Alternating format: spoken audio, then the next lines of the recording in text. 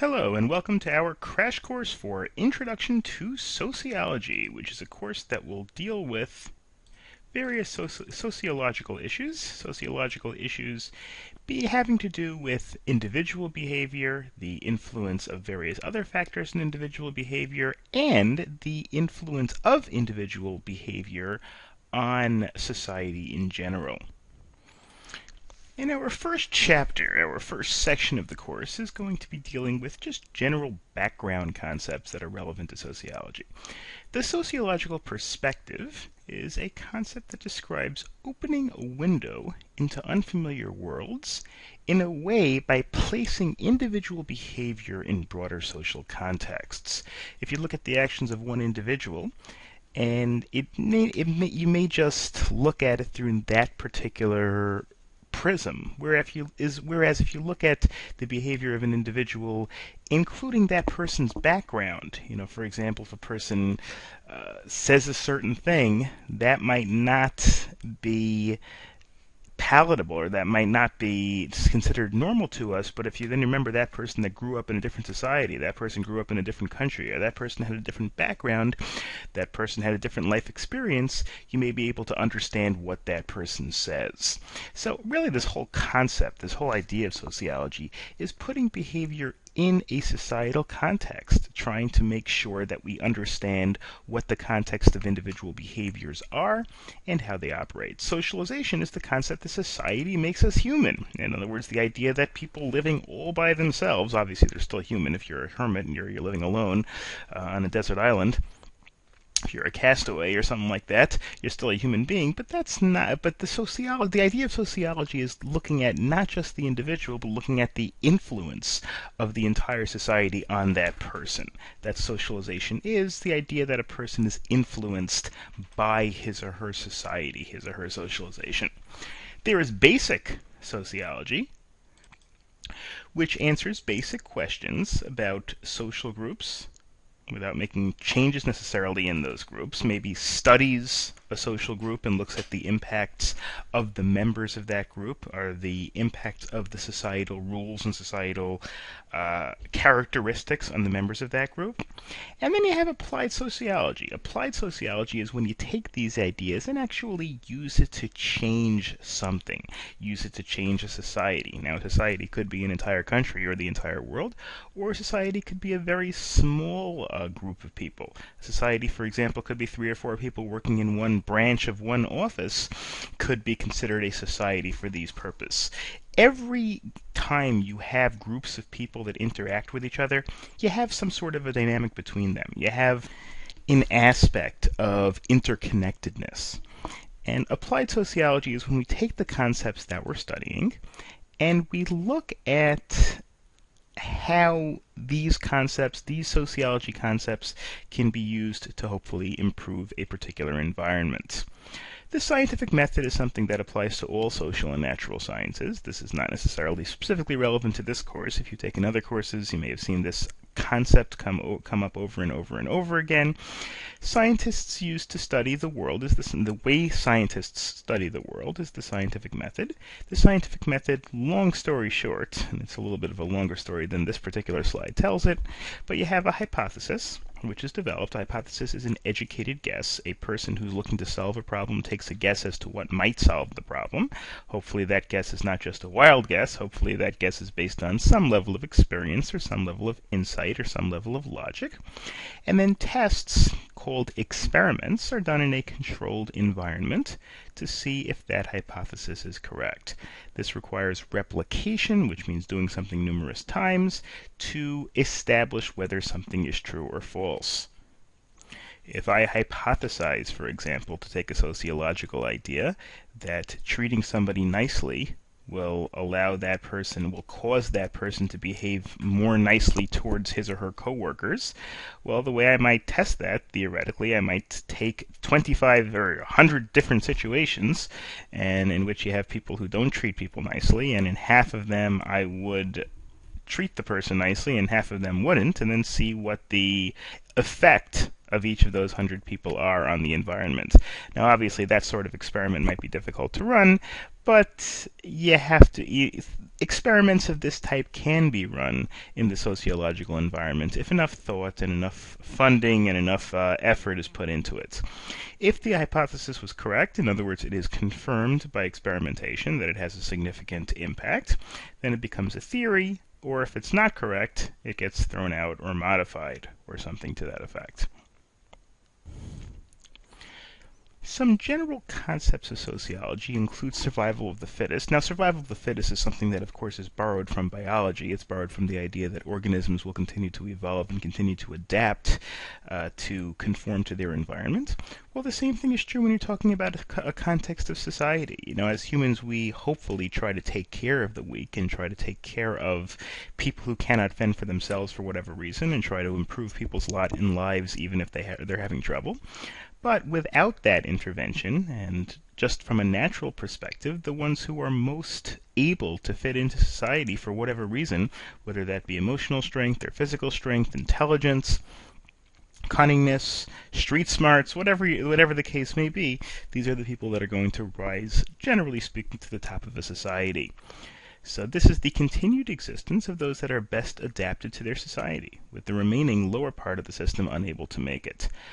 This is the idea of social Darwinism as opposed to biological Darwinism, which was the original Darwinism, but the idea of social Darwinism, if you have a company, for example, the theory is that the people who are most able to manage the company and the people who are most able to make it in the company will eventually rise to the top, and the others will either stay on the bottom or eventually lose their jobs. We don't have it to the same extent as biological Darwinism with animals, because we don't kill people who don't make it in society. At least maybe in the old days they did. Today we don't do it, thankfully. But still, some of these concepts can be adapted to the idea of society and social aspects of society. Then you've got social change. Social change is where societies change certain aspects. A major societal change can happen based on an incident, or a major societal change can happen based on forces, general forces that come into effect. Karl Marx, for example, who was really the grandfather of communism, the idea of communism, not necessarily the application of communism, but he kind of thought of and wrote treatises based on the idea of communism, and he believed that the economics was central force for societal change, and that people should try to change society. Marx's basic idea historically was that, certainly when Marx was around in the 1800s, the general world economic system was complete capitalism, where the person who owned the business ran the entire show, and all the workers were just really second-class citizens who completely relied on the person who owned the company. And Marx's idea was that eventually the workers would revolt, and the workers would basically throw the business owners out, and then they would take over the companies, and then the workers would run the companies. And if the workers run the companies, things would be more efficient because the workers would be more able to direct what happens to the company. They'd be more invested in the company. They'd make more money because they wouldn't have to worry about the profits of the bosses because there wouldn't be any bosses, etc., etc., etc. That was really the founding principle behind communism. It didn't work out so well, or at least it didn't work out well so far. I mean, obviously you never know what's going to happen in the future. The problem with Marx, and I'm getting a little bit off topic here, the basic problem that either Marx didn't anticipate or didn't think it was going to be such a big factor, is that when the workers take over the means of production, you don't have any profits, and the workers just take home everything, and nobody actually makes any profit, and all the worker gets paid the same amount, which is the underpinning of communism, is that it decreases the incentive of people to innovate. The workers don't really have an incentive to change things and make things better because they're not really going to see any reward for it anyway. They're just going to get paid the same as they always are. I mean, I think that was the fundamental problem with communism, but again, that's really a story for a different course. Max Weber believed that religion was the central force for social change, and that a sociologist should not allow values to affect research. That's the idea that what I think ought to be should not affect the idea of what I think actually happens based on study. That, of course, is a fundamental underpinning for a natural scientist. A natural scientist should certainly not go into experiments saying, "Well, I think that this food ought to be healthy, and therefore I'm going to try to make it healthy based on my experimentation." That obviously makes no sense. You have to look at the way things are. Although interesting is a little bit of a sidelight, a little bit of a counterweight, they say that Albert Einstein thought of many of his theories by just sitting back and thinking about the way things ought to behave, and he figured out the way particles actually behaves by thinking first on how he thinks they ought to behave. Marx's, as I mentioned before, Marx's basic theory, or one of Marx's central ideas, was this idea of class conflict. And Marx believed that the key to human history was based on class struggles between the upper class and the middle class, and the middle class and the lower class, working class and the owning class, etc. And his idea was that in every society up to that point, there was a small group of people who controlled the means of production, in other words, controlled the companies, controlled the things that actually made the stuff, and they abused, really controlled, exploited the workers who don't own the means of production. And his theory, of course, his idea was that they should throw the bourgeois, the people, the capitalists who own the means of production, they should throw the bourgeois out and take over the means of production themselves. That's really what communism was about. Communism was about the workers controlling the government and the workers controlling everything. Again, when communism eventually did take over in countries like Russia and Cuba and China for a while there. China is still considered communist officially, but in real life they're not. They haven't really been communist, at least since the 1980s and Deng Xiaoping, and really since the death of Mao Zedong. But okay, that's another story. So the idea is that the capitalists control society's resources. The capitalists, the people who run the companies, have political power over the workers, and the proletariat, who are the workers who are exploited by the capitalists, are under the thumb of the capitalists, under the thumb of the bourgeois.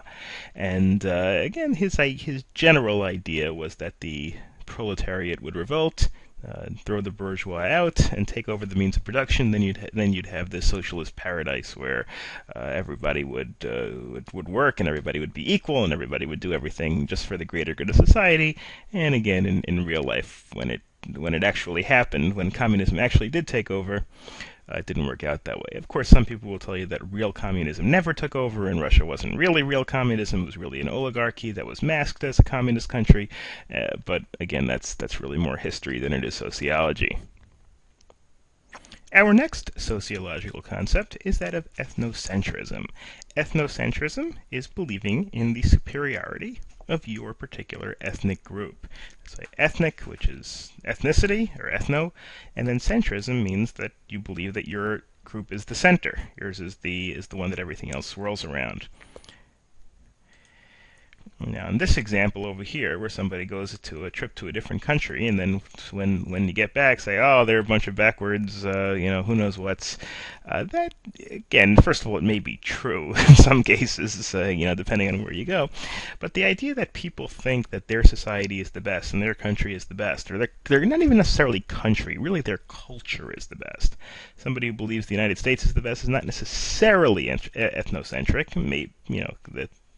The person might be ethnocentric, but a person who believes that his or her culture is the best culture out there and everybody else's culture is inferior, they may be right in some cases, but that's the idea of ethnocentrism, and it's a fairly dangerous belief system based on the idea that if you believe that your culture, your group, whatever it is, has the number one lease on everything that's good, you might not learn from other cultures, number one, and it might cause xenophobia. It might cause people to be afraid or condescending or disrespectful of other people from other cultures because they believe that the other people belong to an inferior culture. Ethnocentrism can be a fairly dangerous and fairly poor attitude for people to have. Of course, some people do. Instead, the opposite way of looking at things is cultural relativism, which is the attempt to understand an unfamiliar culture, not through necessarily your eyes, but on its own terms. If you go to a place that's where people live in a tribal society without electricity and without hospitals and without computers or whatever it is, you might, if you're looking at it through your own perspective, you might think, boy, these people have have nothing interesting in their lives, and they're probably bored all day, and they've got no computers to play on, they've got no cell phones to communicate, and they've got no hospitals. They probably they get sick a lot, etc., etc. And but the idea of cultural relativism is to try to look at things through their eyes. Maybe this is a society that they like, that gives them certain advantages over other societies, or maybe they have no choice, or maybe this is just the way it's always been in that society. Obviously, it's very difficult to really understand and study somebody else's society. First of all, because most people happen to be egocentric. Most people happen to think that they, or the people around them, or their way of doing things is the best way of doing things, or at least a very good way of doing things. And so to study someone else and give them a fair shot in your own mind that their way of doing things might be as good as my way of doing things is not something that people very often have an easy have an easy time doing. New cultures are seen as different and often viewed with bias. We look at cultures without electricity. We look at cultures that are based on a monarchy rather than a democracy. We look at cultures based on other that do things differently than we do, and we may look at them inherently as being backwards or being wrong or being being unfortunate, even if we don't necessarily blame them. And the other thing is that the new culture may have very different practices, tools, values even. We look at certain, maybe we may look at freedom of speech as being a very important value.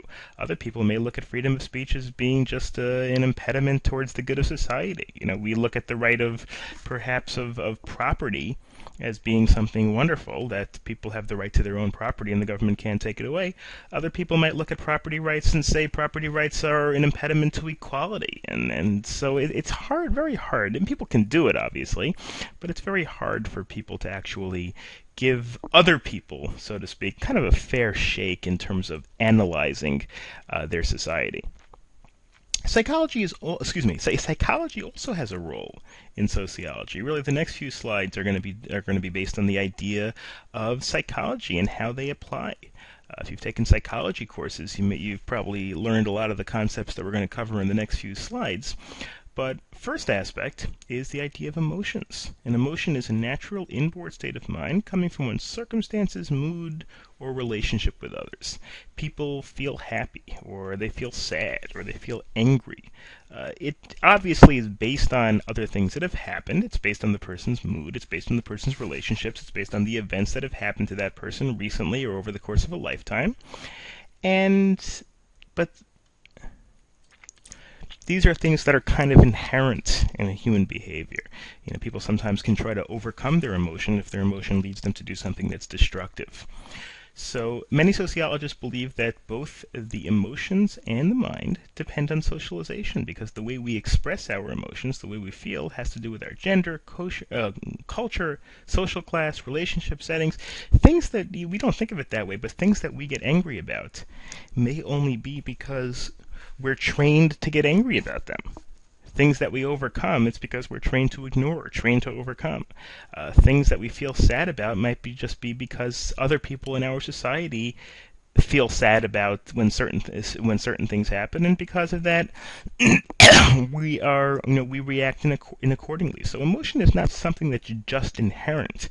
Emotion is something that does depend to a large degree on how other people in your society react to a certain circumstance. Then you've got the old nature versus nurture debate. Nature versus nurture is the question of, does a person's reaction to something, does a person's behavior depend more on the person's nature, the person's DNA, the person's predisposition, the way the person was kind of born to act in a certain way, or nurture, which is really based on how society and how the person's education and the person's parents and the person's schooling trained that person to react to specific circumstances. Now, as is discussed generally in psychology, there's no right or wrong answer. The answer is not, yeah, well, nature is the answer or nurture is the answer. I don't think anybody thinks that. I think it's the idea that it's definitely some sort of a combination between nature and nurture. A person's hereditary traits, a person's genes, a person's predispositions, their innate qualities, their person, what a person enjoys certainly affects that person, but the nurture, the personal experience, the effect of the social environment, effect on a person's education, certainly what the person was trained to like or enjoy or be able to do well or think.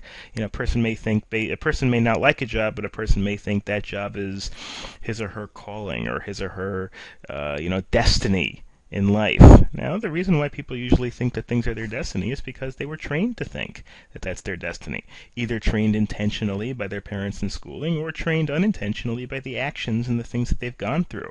Maybe if somebody goes through a war and sees all the devastation that can bring, maybe the person will then feel that his or her destiny is to try to cause peace or something to that effect. Nature versus nurture is obviously something that the answer is both, although of course different people will tell you different ratios. Some people will tell you nature is a little bit more than others would say, and other people might say nurture is more important, but the idea is there's certainly some sort of a combination, and it also varies from person to person. A person whose nurture included very strict disciplinarian schooling may have his or her education overcome nature more than some other people. If a person lived in a place grew up in an area where there was no real authority, maybe nature applies more. A person grew up in a boarding school where they crack down on everything, maybe nurture applies or takes shape more. Next, we're going to look at certain stages of the human development and how they apply. And this next few slides is really more of a psychology aspect to sociology, but of course psychology and sociology are both social sciences, and they have a lot to do with each other. Acquiring basic human traits requires social interactions. Now, animals have traits. They are hungry, they're aggressive, they're scared. These are things that humans have also, but animals have, so they're not really considered human traits because, animals have them as well. Human traits, which are things that really are shown by humans and developed by humans and used by humans, maybe complex emotion, ability to study things, ability to draw conclusions, ability to objectively analyze things. These are things that have to be developed by society. Society makes people into humans, so to speak. If a human being grew up in the forest and there were no other people around, they may have some basic problem-solving skills, but they're not going to be able to do the kinds of things that we in a society need to do to interact with our fellow human beings. Where are these things developed? Well, they're developed at home, but they're also, of course, developed at school. School is the transfer of allegiance from family to peer groups. We don't think of it that way. We send our 4-year-old, 5-year-old to school. We don't think of it, okay, well, now we're transferring your allegiance from your family. I mean, you're still coming home at 4 o'clock in the afternoon. But the thing is that it's a little bit of a transfer. You're giving up a little bit of control over your child, your child's interaction. And your child is now going into the society that involves the teachers and the friends, which is an important way in which children learn to adapt to a society. Then we've got theories of development. First of all, we'll look at Mead's theory of development. Mead looks at the way children symbolize or copy, or by symbolic action, significant others, who could be parents, could be older siblings, could be teachers, could be friends. And Mead's idea was based on the idea that children grow to the point where, or by looking at and imitating other people's actions. The idea of role-playing. Child takes the role of the significant others.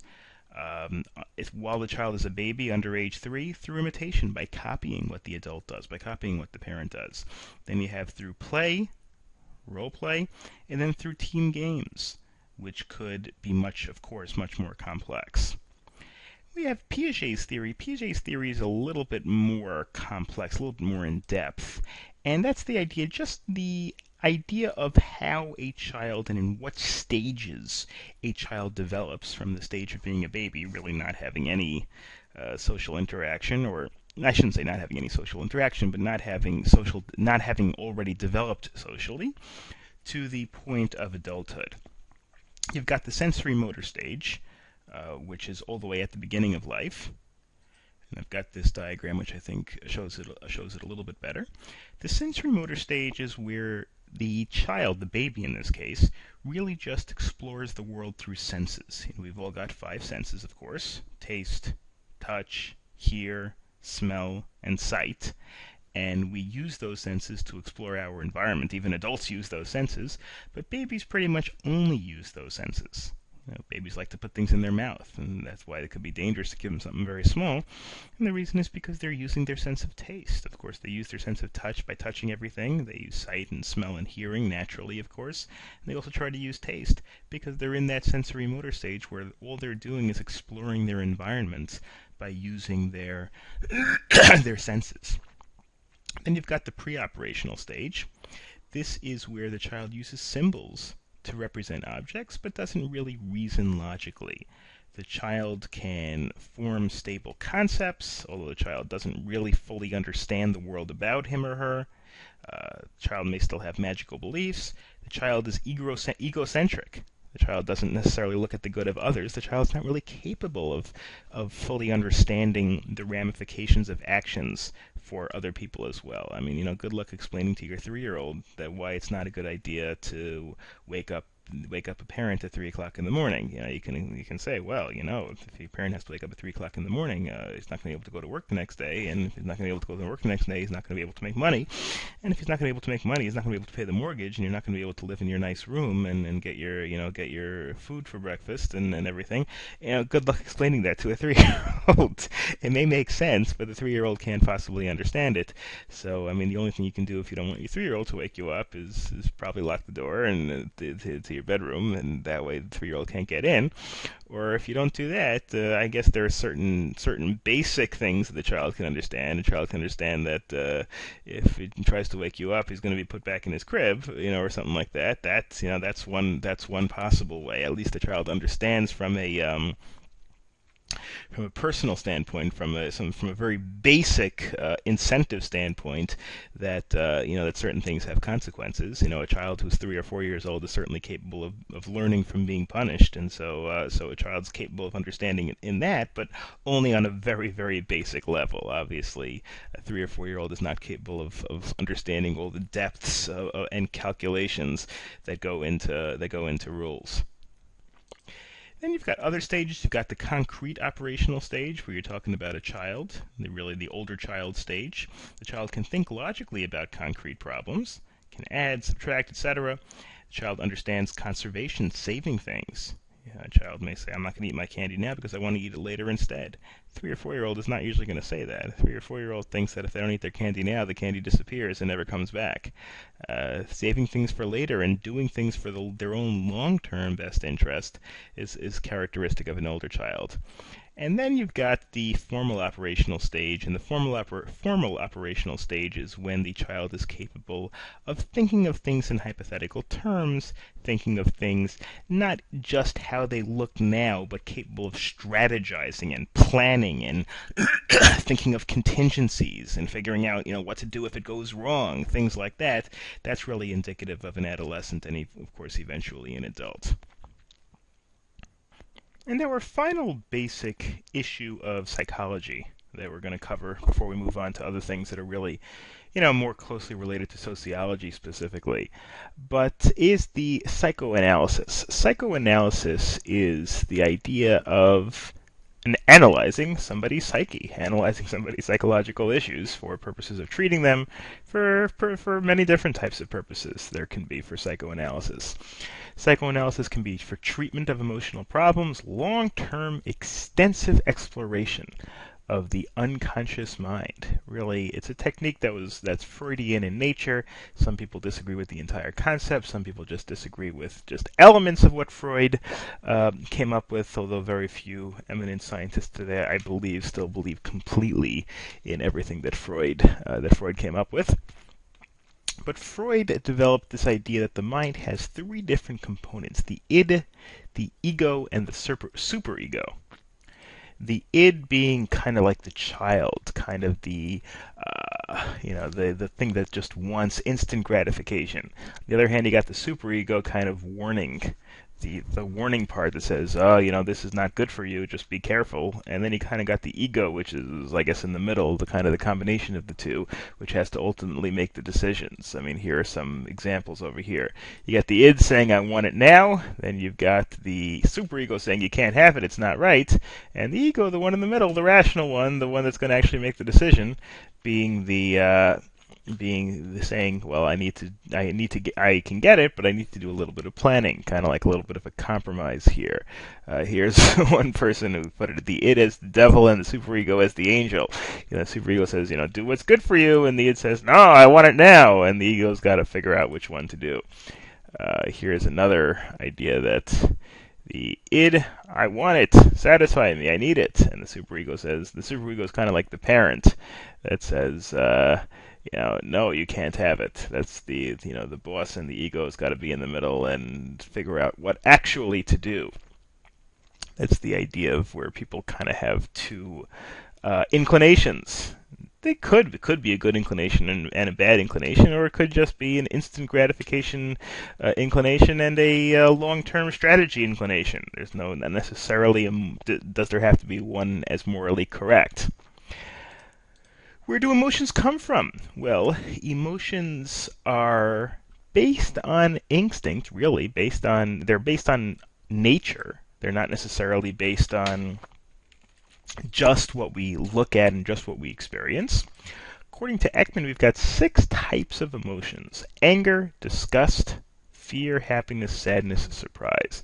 The rest of them, of course, are just kind of various combinations of those types of those elements, of those 6 basic emotions.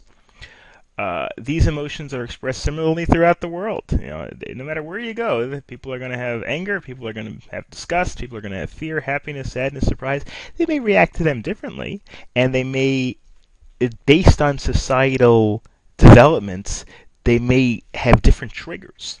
In one society, people may be happy if their team wins a ball game.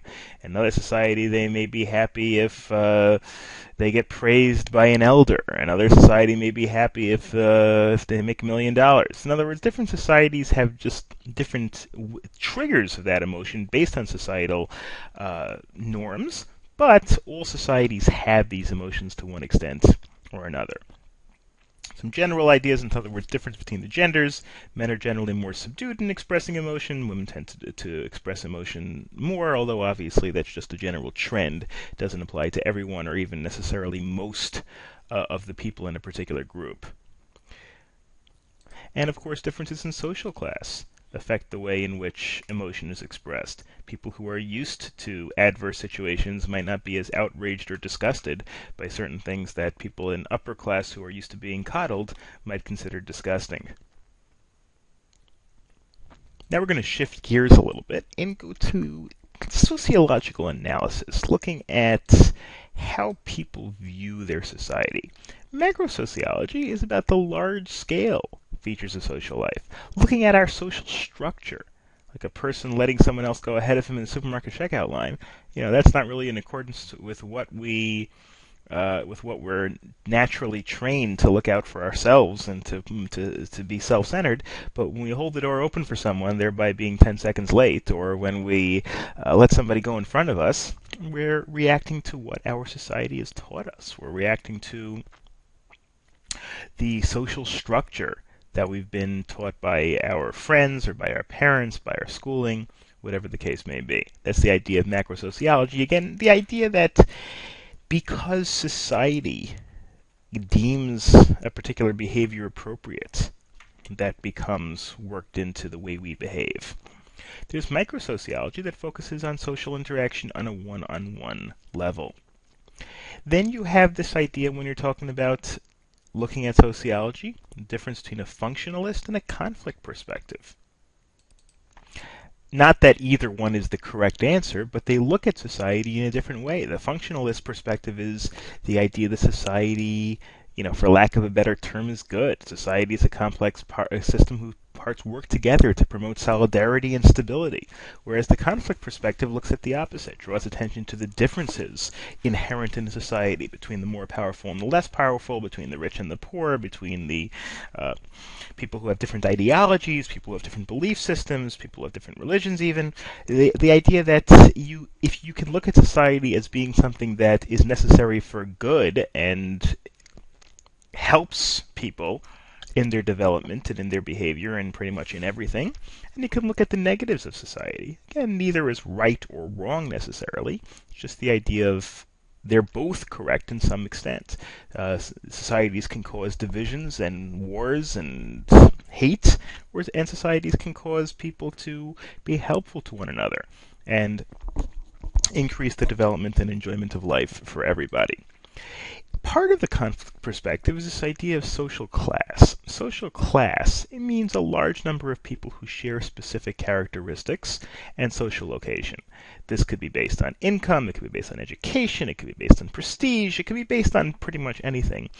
Now, social class, the idea is in the old days there was very little social mobility. If you were born in feudal Europe in the 1300s and they're in the 1200s, whatever it is, if you were born as a knight, you were going to be, well, if you were born as a lord, you were going to be a lord. You were born as a knight, pretty much you were going to be a knight. You were born as a serf, you were going to be a serf. You were born as a peasant, you were going to be a peasant. Whatever you lived in, you could move from class to class, by gaining the favor of the king somehow, or by committing a crime and being punished and going down. There are various ways to move between classes, but it was very difficult, or it was very unusual. In today's day and age, there is a lot more social mobility. People who are poor can become rich by inventing a good .com business or something and can become super rich. People who are rich can become poor by making a few bad investments. People who are in a lower class can become educated and join a higher class. So there is social mobility, but there still are social classes. You hear it from time to time. Middle class, upper middle class, lower middle class, working class, poor, the rich, the one percenters. You hear a lot about this idea of the distinctions between different classes of people, and of course that could be a negative thing, because people could come to resent people in different or higher classes or lower classes even. The rich people might think that the poor are trying to take their money, and the poor people might think that the rich have taken their money. So that obviously could be a problem, but you also have this idea where people in classes might work together, and the working class might form labor unions to negotiate themselves better benefits and better salaries and better positions. Social standing is also based on location. Location is based on where you are in the social strata, where you are in the social structure. Your age, your gender, your education level, your job, your income, these are all things that are relevant. If I say that I am a 40-year-old white male with a graduate degree who works as an educator and has an income of, well, okay, I'm not going to continue that sentence, but that's one category. That's one category of people. This determines the social location of the people. That's people who have very different aspects of all these. Neither one of these is particularly dispositive. Just because somebody's 39 years old doesn't mean they're like me. Just because somebody's a male doesn't necessarily mean they're like me. And just because somebody is 70 years old doesn't mean they're not like me. But when you combine all these factors, you can get groups that behave in certain manners. Certainly, if you take all 39-year-old white people with graduate degrees and then, on the other hand, who are men, and then you take all 23-year-old women who have no high school diploma, they're going to behave. The people in each group are going to behave more similarly to each other than to the people in the other group. And this can be studied on a sociological level, of course. There's, of course, no ironclad rule. Just because you're part of a group doesn't necessarily mean you behave like that group. But you can look at it as a whole. Sometimes in elections they'll say, well, African Americans vote Democratic. Well, that's not true 100% of the time. Certainly, there are many African Americans who vote Republican or don't vote, who vote independent or whatever it is. But you can still say, as a general principle, 85%, 90%, whatever it is, of African American people are going to vote Democratic. And so, politicians and people who are studying society can make these generalizations and can look at, even though of course it's not going to apply to each individual, they can make generalizations and do things differently in order to change things. And point is, you can study a society based on these factors. You can study a group of people based on these factors. Of course, positions in society mean how people interact with the other people in their society through status symbols, which are signs that identify a position in society that somebody occupies. When we hear of a status symbol, we think of a nice car, which is indicative, or at least could be indicative, of where a person is in society. A person drives by in a brand new Lexus. Other people think, well, that person is rich. Doesn't necessarily mean that person is a good person. It doesn't mean that person contributes to society, but it usually does mean that person is rich. If a person buys a house in the suburbs, then then has a minivan and has a 4-bedroom house in the suburbs, then that's kind of a symbol of what that person's role is in society. A person who has a 4-bedroom house in the suburbs and a minivan is probably not a single person who likes the city life and goes to nightclubs every night. Rather, that person is probably the head of a family and has kids. That's usually what the reason is. That doesn't mean it's 100%, obviously. Just because if you like the city, just because you like the city and are single, there's no law against driving a minivan and going out to the suburbs and buying a 4-bedroom house. But it's just not usual, and so it's kind of a symbol. Just like if you drive a beat-up old car, you could be rich and just like driving beat-up old cars, but these are still status symbols that generally indicate a person's role in society. Status and a role are two different things. A status is a social position, whereas a role is what you actually do. A social expectation, a particular job that you do, a particular thing that other people come to expect of you. Now, there are different types of societies, including where we live, and differentiating between those societies. Classification societies was established by Durkheim. Durkheim, I think, was a French sociologist in the late 1800s, late 19th century, and he classified different types of societies. There's hunter and gatherer societies. I don't think we really have hunter and gatherer societies anymore, but ancient human beings who ran around from cave to cave and hunted bears and ate them and then stayed in the cave during the winter would be the hunter-gatherer societies. Pastoral and horticultural societies, people who relied mostly on agriculture. Horticultural meaning having to do with growing things, pastoral, taking care of animals, whatever it is. Agricultural, industrial, post-industrial, which is our information societies, and the biotechnological societies, the biotech societies, which we also have today. Post-industrial societies, the information age, so to speak, are associated with change, information, and services. Change being that things are always changing. Different alliances are constantly happening between countries from a political level. Things are different. The technology is changing so fast that the way in which we interact with each other are changing. Between the idea of originally having to call somebody up on the phone if you want to communicate with the person, to email, and now to things where everybody's got a handheld device that can do anything, and everybody's got their Facebook and WhatsApp and all these things where people can Twitter, people can interact with each other much more quickly. And this idea of information where people can access information at the tips of their fingers pretty much whenever they like. And the idea of services where people can get pretty much whatever services they like at a moment's notice at relatively low cost. Biotech societies are considered the new emerging societies, even not necessarily contradictory with a post-industrial society. Certainly, aspects of both could apply. And biotech societies are based on the idea of major changes in which way we apply and alter genetic structures to produce food, medicine, and materials.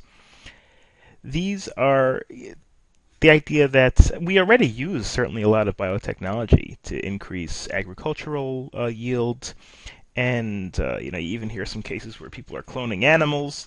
Who knows what'll happen in the future? Maybe in the future humans will be cloned, and people will grow whole armies of people in order to fight in wars, like they did on Star Wars. But okay, I don't know if that's going to happen necessarily. But the point is that the idea that people can almost control nature to some extent is a feature of the biotech society. And as society is transformed, we are transformed along with it. No way you can really just sit back in the old society and do things the old ways. If you want to be a hunter-gatherer, well, too bad. You can't be a hunter-gatherer because there are rules against going into the street and shooting animals and taking them back to your cave and eating them. And we need a society. We need a society of people to do it in order for that behavior to be manageable and acceptable. Even if you want to live in an era where there's no technology, I guess theoretically it's possible. I mean, you can go camp out in like some natural national park where nobody's going to find you, and I suppose you can do it, but it's certainly not as easy as it was for the people who actually lived in those societies. Next, we're going to turn to a breakdown of different facets of society. And there's this concept of McDonaldization, of course, after the McDonald restaurant chain.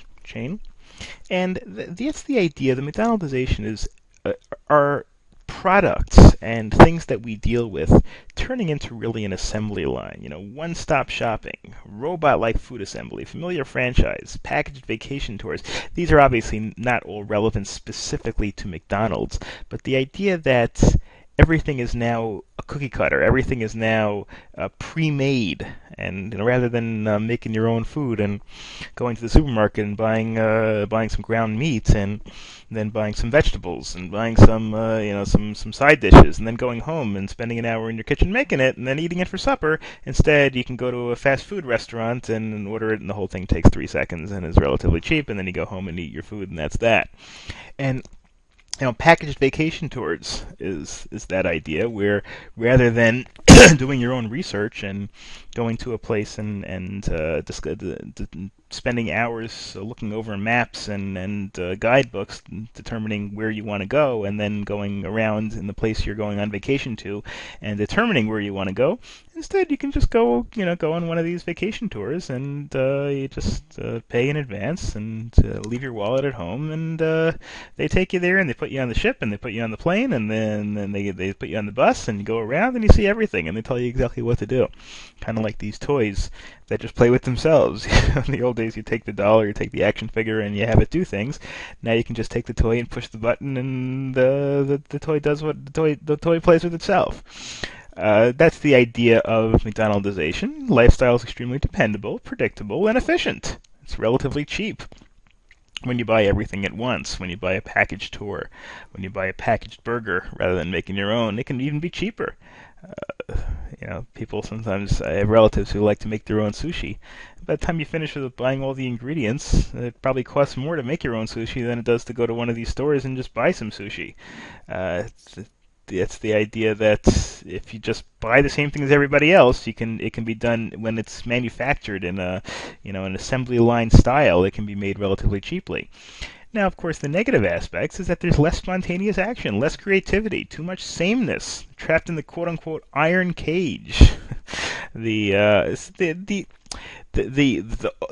McDonaldization, was coined by George Ritzer, although that doesn't really matter. But the idea that you're really putting yourself in a situation where you're just kind of following everything that other people do and not necessarily being creative at all.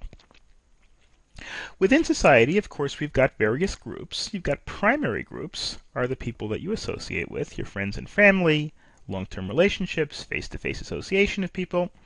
And then you've got the secondary groups that you deal with, people who are not your close friends, people who are not your family necessarily, but these are people who interact with each other. Maybe coworkers, maybe clients, maybe just people that you deal with on a, I say your group, whatever your particular group. Now this slide only says uh, two groups, but the group that you think of the group that you're in.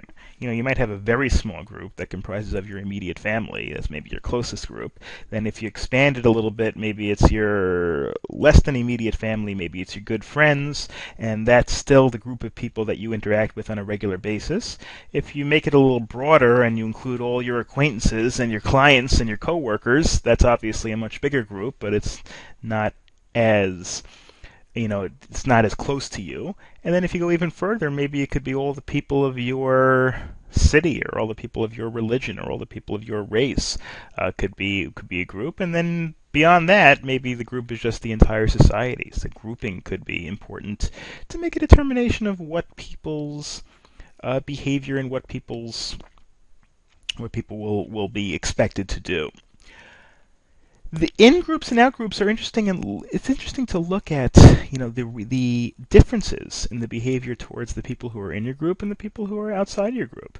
People tend to be loyal to people within their group, much more loyal to people within the inner groups than the outer groups. You may be very loyal to your family. You might be somewhat loyal to your friends. You might be a little bit less loyal, but still loyal to your coworkers, and you might be a little loyal to people who are part of your same overall ethnicity. And the opposite of that is people may have antagonism, or uh, emphasize the bad traits of people who they see in who are members of totally different groups. And people sometimes tend to apply a double standard. Double standard is the idea where you look at people in your own group and you see the good in them, and then you look at people in other groups and maybe you see the negative in them. In terms of grouping in general, you've got smaller groups and you've got bigger groups. Smaller groups tend to be more intimate, more dealing with people on an individual level. On the other hand, they're less stable, because the smaller the group, the more likely it is to be broken up by one or two people behaving in a way that's outside the group or leaving the group entirely. As the group decreases, in other words, as the group size decreases, there's a lower distribution of responsibility, which means each person has to accept more responsibility. There's a decrease in formality. If you're in your company with 150 people, you might have formal meetings to discuss everything. On the other hand, if it's your family, you might have a family meeting, but you're probably not going to worry so much about the formalities. When you have a meeting with your spouse and your 3, 4 kids, you're probably not sitting there with somebody taking notes or video recording the discussion about where you're going to go on your family vacation. And of course, all members of the group can interact with one another. When you're talking about bigger groups, you're talking about whole companies or whole, associations or unions or whatever it is. Stability increases because there's more people there, that it's harder to disrupt a group by the actions of one individual, but intimacy decreases. There's a greater distribution of responsibility, maybe for an entire company with 150 people in it, maybe the people are given tasks that are more suited to their particular expertise, so that they can focus on them more. There's an increase in formality, and of course there are also divisions into smaller groups for particular aspects. That really leads us to some aspects of the workplace. The workplace, which is really a group, could be a small group in a small company, could be a big group in a big company, but the workplace is an important aspect of society, and it really is a society in and of itself. People who work in a particular industry, people who work in a particular job, a particular company, certainly are part of that society for many purposes. Diversity is increasing in the U.S. workplaces. Most U.S. workers in the old days were men and American born. When I say the old days, I mean probably the early part of the 20th century and certainly in the 19th century. Today, more than half the workers are minorities, immigrants, or women, or all three, of course.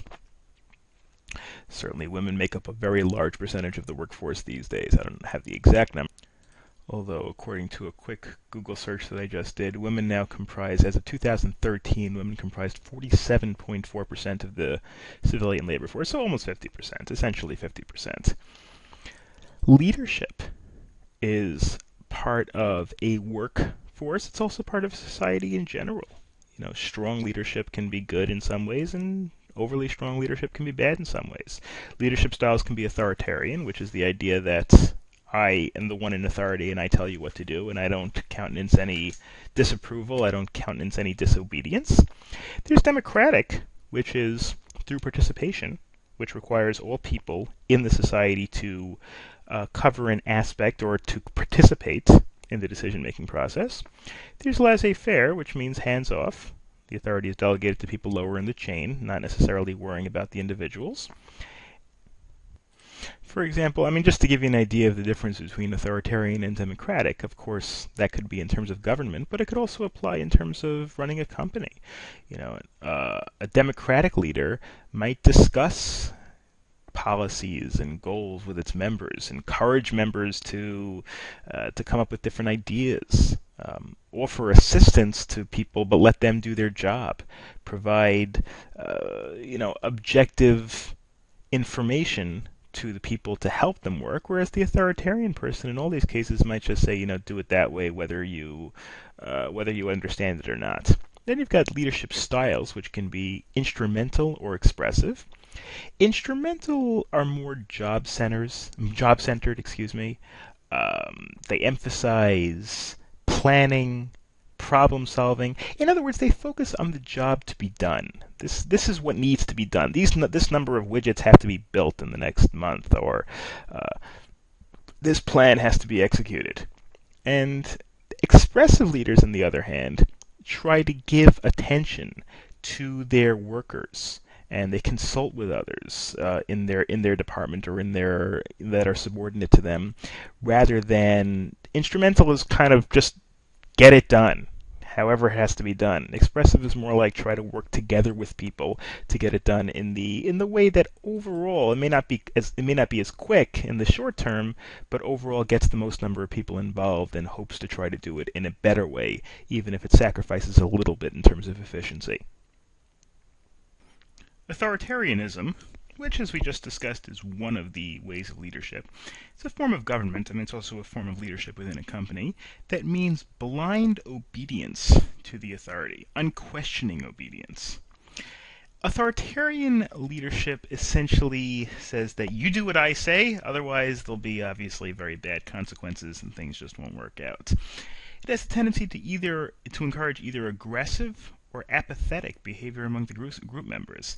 People can support the leader. In terms of, obviously we've seen some terrible criminals in history become authoritarian leaders. People like Hitler, Stalin, people like that become authoritarian leaders. People in their group can be very positively supportive of the government and do things unquestioningly and blindly without thinking about whether they're right or wrong. It can also encourage apathetic behavior where people just get totally turned off and just don't bother. That's one of the things. One of the problems in Nazi Germany was that either the people were very excited about the government, and people who liked the government were very excited about it and would do anything for it, including go to war and basically destroy the continent, or the other people, the people who were opposed to it, became apathetic and just became hopeless almost, because of the idea that this is the authoritarian leader and there's really nothing anybody can do to stop him. Aggressive members growing increasingly hostile toward their leader, of course, could also be caused by an authoritarian leadership style. Authoritarian can be positive or negative. Usually when you're talking about governments, it usually turns out to be negative, but when you're talking about individual circumstances, it could be positive. When a tour group is lost in the jungle, the tour guide should be an authoritarian leader. Come here, go there, do this, cut this vine down. Not just let's take a vote about which direction we want to head in.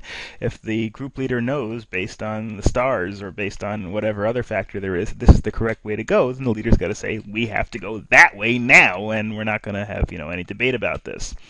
Of course, it could also be negative when the ruler of a country should not be an authoritarian leader and take away the rights of the citizens. Now we're going to segue to a new component of the course, and that is interaction between people.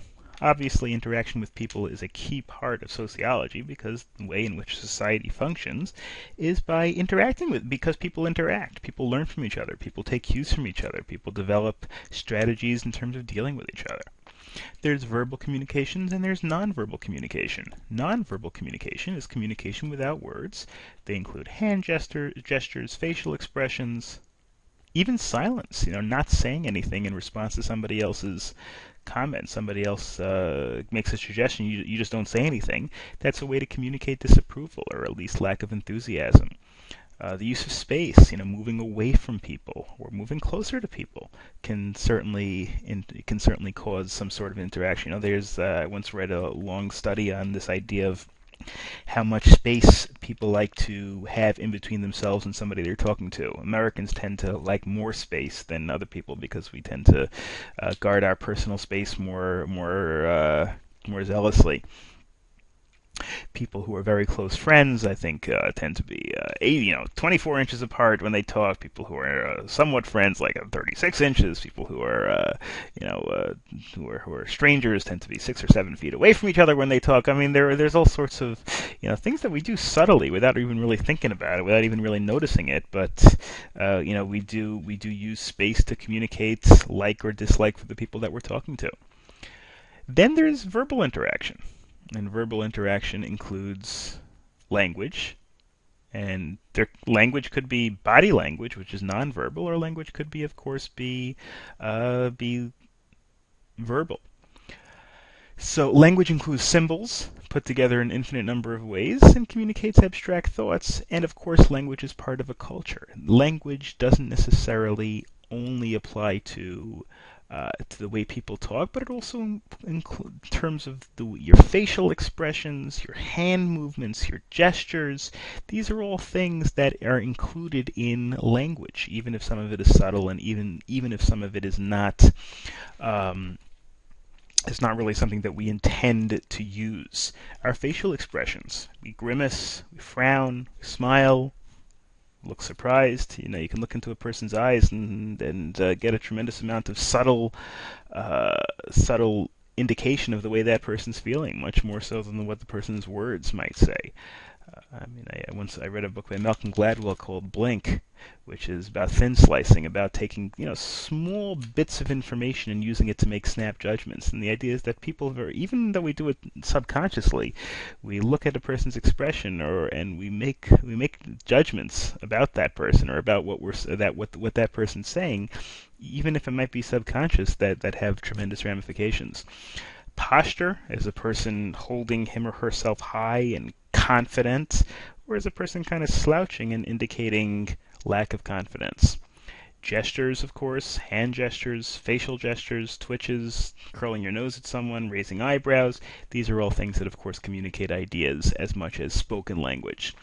As for language, of course, we've got English, which is our official language in the United States, and of course Spanish being the secondary language in the United States, because certainly of non-English speakers in the United States, Spanish tends to dominate because of the large Hispanic population in the United States, and of course the fact that some of our territories are Spanish-speaking. Puerto Rico, of course, is a U.S. territory, and there are many countries in the Caribbean, including of course Mexico, right on our borders, where they speak Spanish. Of course, Canada is also on our border, but in Canada, for the most part, they speak English, and a little bit of French, of course. Gestures. Gestures are, of course, nonverbal cues, and there's an interesting debate about whether gestures are universal or basically instilled by our society. In other words, the idea that we smile, and smiling indicates that we're happy. Is that something we're born with, or is that something that, because everybody else smiles when they're happy, so we learn to do the same thing? And I guess it's another one of those questions where there's not necessarily a right or wrong answer. I think everybody would agree that some gestures are universal. Babies, when they're happy, tend to smile. It's not because they were taught to smile, although parents do very often encourage them to smile, subtly or not so subtly. But one way to look at gestures, they are universal, is the idea that they're built into the universal makeup of the human being. Anger, pouting, fear, sadness, these are things that people are born to make. But then there's the idea, again, it's not necessarily 100% one way or 100% the other way. It's a combination. That gestures also depend on where you are. Rude gestures in Mexico don't necessarily mean the same thing in American culture. We have a certain culture where that establishes that certain gestures with our hands or with our face may be considered rude or angry, whereas other cultures may not necessarily mean the same thing. Symbolic interactionism is the study of these gestures, or the study of these symbolic indications. A view of social behavior that emphasizes language and gestures as a means to communication. People might study gestures and make a determination of how people are actually think when they make these gestures.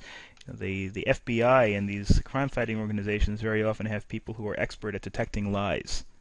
Now, of course, they can never be 100%. Even the lie detectors are not 100% effective, but they can the way these people learn their craft is by recognizing facial gestures, is by they look at somebody's face very carefully when they're talking, and very often that person can give away whether they're lying or telling the truth by their gestures. Are their eyes opening a little wider? Is their mouth curling a little bit? Again, I don't know the answer. I don't know how these things work, but I know that that's how people become expert at telling whether people are lying, by picking up on the very, very subtle cues that are in their facial expressions or gestures. There's other theories regarding symbolic interactionism. These are just theories that ascribe different ways in which people give away their thoughts by their facial expressions.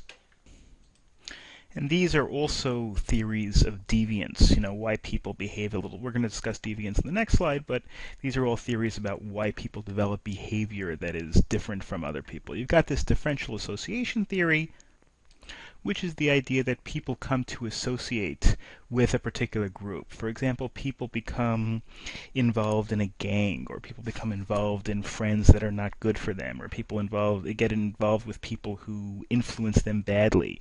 They turn to associate deviant behavior, not good behavior, with with whatever group they're in, and that's very often the reason why people behave in a bad manner. People who maybe grow up in a street in a ghetto, who, people who look to other people in their lives, and everybody else in their lives considers violating the law in some aspects to be a good thing.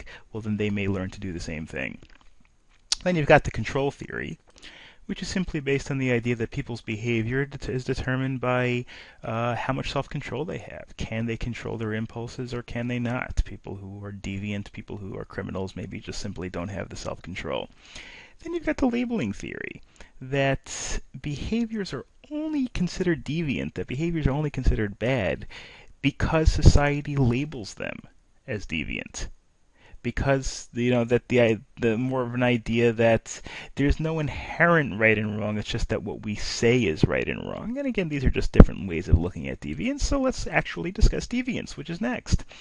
Deviance is behaviors and actions that violate social norms. They include violating the law, violating the rules or unwritten rules. It could be of a family, it could be of a religion, it could be of whatever group that you're in.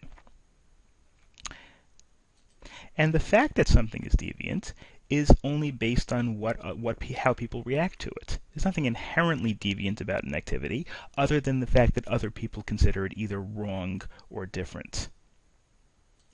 And what we do as a society, very often we treat as a medical disorder, as a psychological disorder, people who are deviant.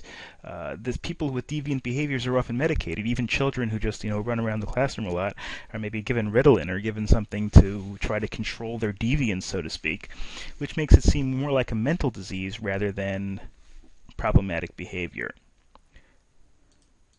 And there are many different theories of deviance. We actually spoke spoke about that a little bit before, in terms of the three basic theories of deviance. But there's also some other ideas that causes deviant behavior. The XYY chromosome theory, well, again, that's historically people assumed that criminals, people who were very overly aggressive, had two Y chromosomes. Of course, you're talking about men here. Normally, a man has an X chromosome and a Y chromosome, whereas a woman has two X chromosomes. And getting an extra Y chromosome because of some sort of a genetic malfunction was thought to increase the person's aggressiveness. It's no longer accepted, so we don't really have to worry about that. There's the intelligence theory, the theory that people who don't have the intelligence to cope on a normal level turn to bad behavior. There's the body type theory, the people who with muscular bodies tend to be criminals, I guess, because that leads them to believe that they can fight their way to anything. Then we have the idea of how they are dealt with, how deviance is dealt with.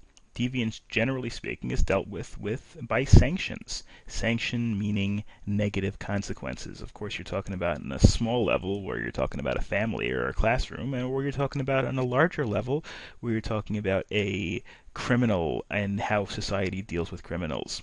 So there are negative sanctions, which are expressions of disapproval of deviance and, of course, punishment. And then you've got positive sanctions, which are a reward for good behavior. And of course, both of them are elements of treating or dealing with deviance. Both positive and negative sanctions can be formal. They could be written down and could be a way things are dealt with in general, or they could be informal that are dealt with on an individual basis. The more a society values a norm, the harsher the penalty for its violation. If somebody speeds in their car, they might get a fine. If somebody commits a murder, they may get life imprisonment. Obviously, there are different norms which apply, which cause different levels of sanctions to be applied, and of course that's just common sense. The purpose of positive sanctions is to encourage, of course, people to do things positive, and there could be formal punishments that are sanctions, or there could be informal. For example, publicizing negative sanctions could be done in a way where it's not necessarily so much the punishment itself that's sanctioning the behavior or sanctioning the lack of behavior, so to speak. It's the reputation that's involved and the public shaming, so to speak, applying through the media, issuing fines, degradation ceremonies, shaming.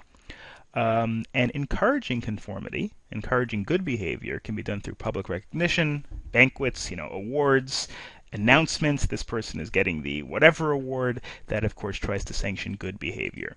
Shaming, which is a type of negative sanction, becoming more and more popular today in terms of social media, where people go on Twitter or they go on these things and say this person did a bad thing based on this, that, and the other thing. This is a way of publicizing nonconformity so that other people will learn to conform. If you don't like what somebody does and you go on Twitter and say this person did a bad thing, hopefully it'll encourage that person to, in your mind, to conform to the behavior in the future. Well, it says over here that shaming will only be effective in smaller settings like a family or close in society. I don't know if that's necessarily true anymore. Now that you have Twitter and people go on Twitter and try to shame people there, it sometimes actually does work in the context of a larger society as well. Next, we're turning to social order. Social order is a group's usual and customary social arrangements. Obviously, these things are always subject to change, but the general idea is that the people in the group essentially know their roles, know their niches. This could be a good thing or it could be a bad thing. Obviously, you want some social mobility. You want the ability of people to move from place to place based on, or from role to role, based on merit and based on their contributions. Social stratification, which is a similar concept to a social order, is the idea of inequalities between nations. In other words, having some rich countries and some poor countries. The four basic types of nations are the most industrialized nations, primarily consisting of the United States, Europe, most of maybe Western Europe, Northern Europe, Japan, a few other countries like that. The industrializing nations, countries that are developing, catching up to that first world, so to speak, sometimes referred to like as the BRAC countries and a few other countries like that. BRAC meaning Brazil, I think R is Russia, and then you have India, China, and a few other countries, South Africa maybe, a few countries like that are not quite on the level of the Western countries, not quite on the level of the United States and Western Europe, but are certainly closing the gap. The least industrialized nations, mainly sub-Saharan African countries, many Asian countries, like Bangladesh, Afghanistan, places like that. Then you've got the oil-rich countries, countries that don't produce a lot except that they happens to have a lot of oil. Saudi Arabia, Iraq, countries like that. Now, an explanation as to why, there are many different, obviously, theories as to why there is this global stratification, although there definitely is. One possibility is simply a culture of poverty. Countries are reliant on other countries or other to give them what they need to survive. Some nations have been in poverty from one generation to the next, and they rely on tradition instead of experimenting with new technology. Countries that simply are not used to developing new and innovative products. Similar to stratification, it's based on systems that thankfully don't really apply to a large extent in the Western world today, although these all did exist traditionally, and of course they also do exist, unfortunately, in some countries today, and that is the slavery system, or a caste system. Excuse me. A caste system is the idea of a rigid system where somebody who's born into one class or one caste will always be in that caste. You know, the old Indian system where you had a caste system where the caste that you were born into, the level you were born into, the social plateau that you were born into is pretty much where you were stuck. There was really no way to move from caste to caste. And slaves did the same thing. Slaves, it's virtually impossible for a slave to become free, although I guess it did happen in all levels of slavery society. It was certainly very rare. For example, in the Roman world, where slaves were basically, they were captured in war, or they were sold into slavery by virtue of punishment for a crime. They weren't necessarily worse people in terms of skills, in terms of abilities, but for whatever reason, circumstance thrust them into the role as a slave, and they were viewed, of course, as property of the owner, but they were sometimes very important people who assisted their owner in various ways. Then other slavery systems, like we had in the United States slavery system until the Civil War, whereas slaves were viewed as inferior and were treated as property, treated with really no rights of their own. Then we have the current United States class system, in which there's a lot more social mobility, and of course the class system in the U.S. is a lot less rigid than certainly other systems that were relevant to, certainly caste systems or slavery systems, but still, there are some unfortunate similarities, and that is birth very often determines educational opportunities, economic opportunities, and social opportunities. People who are born into rich families that have good schools and well-established society are at a tremendous advantage against people who were born into poverty and were born into inner cities where they don't really have the same opportunities, where they don't have the same culture, they don't have the same structure. And people are generally stay within the class of their parents. There is, of course, a level of mobility, but more often than not, people live their lives in the same basic class as their parents. Sometimes a class, the rich, the 1%, the poor, the middle class, upper middle class, lower middle class, the working class, are sometimes referred to as a socioeconomic class. You hear that word a lot. Socioeconomic meaning social, in terms of who you associate with and who will associate with you, and economic in terms of how much money, how much resources you have access to. So there are some differences, of course, as we discussed before. In the caste system, social mobility was often impossible, but in our system, in the class system, there is a great potential for mobility in terms of achievement, individual effort, luck even. But social mobility is a little bit less likely because of the fact that people who are in lower classes tend to not be given the same opportunities as people who are in the higher classes. I don't know if I agree with this. The upper class does this to maintain power and wealth. In fact, I'm just going to cut that because I think that's kind of political and controversial and not really 100% accurate. But anyway, the point is that Mobility happens. Social mobility certainly does happen in the United States, but sometimes one of the issues as to what the best socioeconomic political system is social mobility. Social mobility, how often people can be born into a lower class and move up, is the sort of thing that sometimes defines the success of equality in an economic system. The British have, somewhat similar situation to the United States. Classes are maintained from generation to generation. Britain is a core nation, which is one of the first nations in which industrial capitalism was developed, very similar to the United States in that respect. Okay, but let's go back again and discuss the four types of nations that we looked at before. You have the most industrialized nations, basically the EEOC, the Economic Employment, not the EEOC, sorry, that's the OECD, the Organization for Economic something Development. Whatever. Anyway, the point is these countries that are really at the top of the world in terms of gross national product and economic outputs. You have the industrializing nations, Mexico, Russia, Lithuania, Hungary, Poland, Eastern Europe. I don't know if I'd put Ireland in that category. I think Ireland is, if I'm not mistaken, is an OECD member. Yeah, Ireland is an OECD member, so I don't know what it was doing there. But anyway, these are industrialized nations. Countries like China, India have the same thing. Then you've got the least industrialized nations, countries, some Middle Eastern countries, some African countries, etc. Then you've got the oil-rich nations in the Middle East. They're not really industrializing because they're not necessarily developing in terms of progress, but they also can't really be considered not industrialized because they have the wealth. Some Middle Eastern oil countries have wealth that's on par with the richest countries in the world. For example, if you look at GDP per capita, gross domestic product per capita, I think Norway and the United States are like at the top of the world, but also Saudi Arabia and a couple of other Middle Eastern countries are also right at that top level, even higher than many Western Europe countries. Even though they're not as economically productive, they have oil, which makes them much more wealthy. I mean, you have situations where the people are unemployed, but countries like United Arab Emirates with Dubai is its really glittering capital, one of the most glittering cities in the world.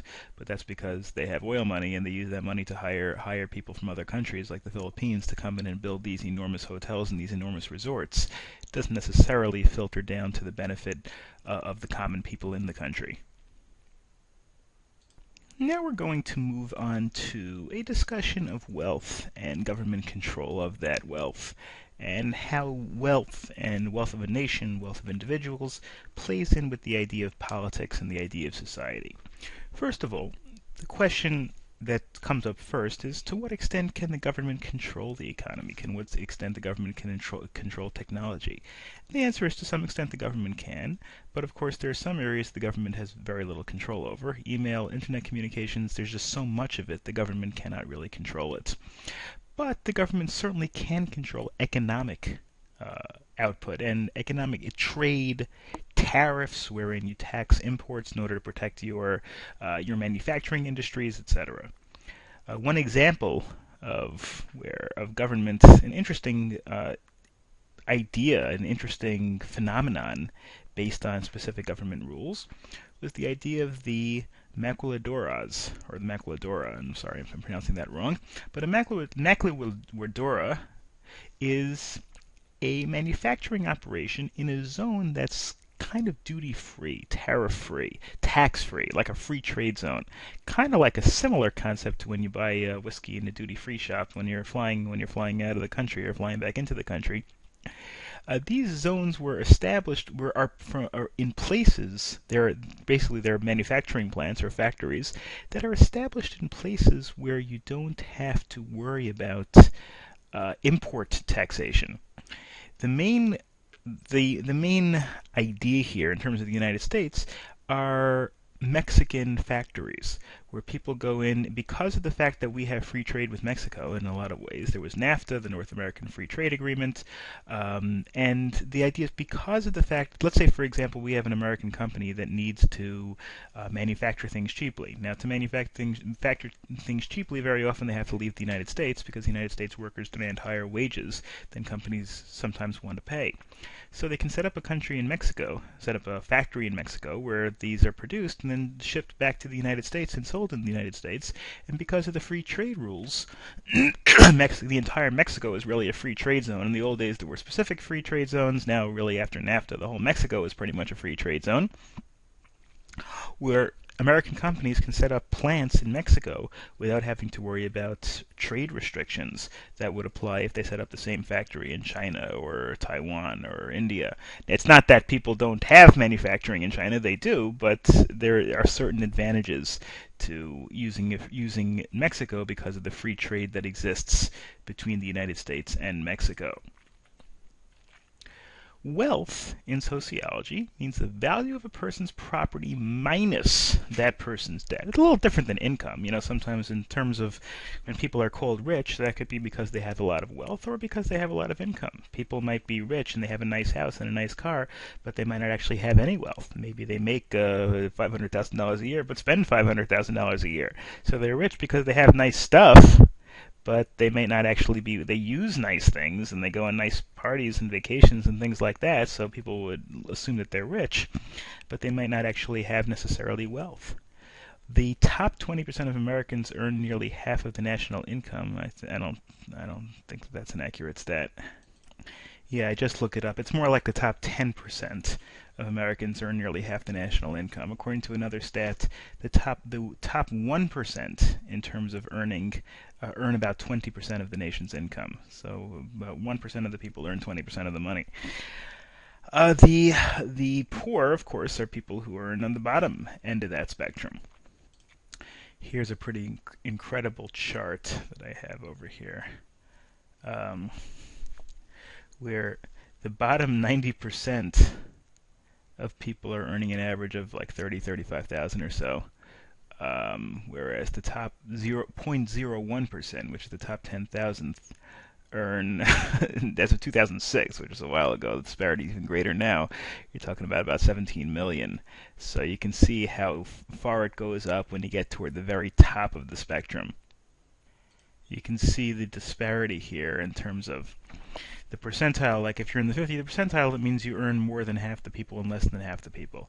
So over here, the 50th percentile, the median person, the middle person in the country, earns about $42,000, whereas you can see the 99th percentile, you're talking about over 500,000. So you can see as it gets higher, the incomes go up dramatically as you get towards that top 1%, so to speak.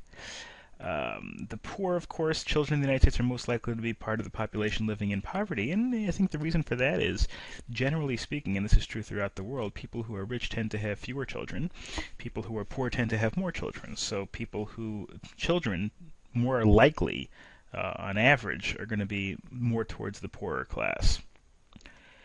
Then you've got this idea of the influence or the distinction or the connection between politics and money. Most U.S. presidents have been millionaire white men and came from families that have been rich for generations. And the constant debate between government involvement in the economy is people who are poorer, people who are in the working class, people who don't make much money, want government intervention to make everybody financially secure, whereas people who are wealthy, have more money, would like the government to stay out of it and let them keep their money, essentially. You saw a lot about that in the 2012 election between President Obama and Governor Romney. You had a lot of talk about the 1%. You had a lot of talk about Romney saying that 47%. There was that quote where he said that 47% of the people rely on the government, and so are not going to vote for me anyway. Or they want the government. They want there to be big government. They want there to be higher taxes, which I guess to some extent is certainly true. Then you have, of course, mixed statuses, where just because somebody is of high wealth doesn't necessarily mean that they're of high social standing. Um, Social class could be based on property, which is wealth. It could be based on prestige, or it could be based on power.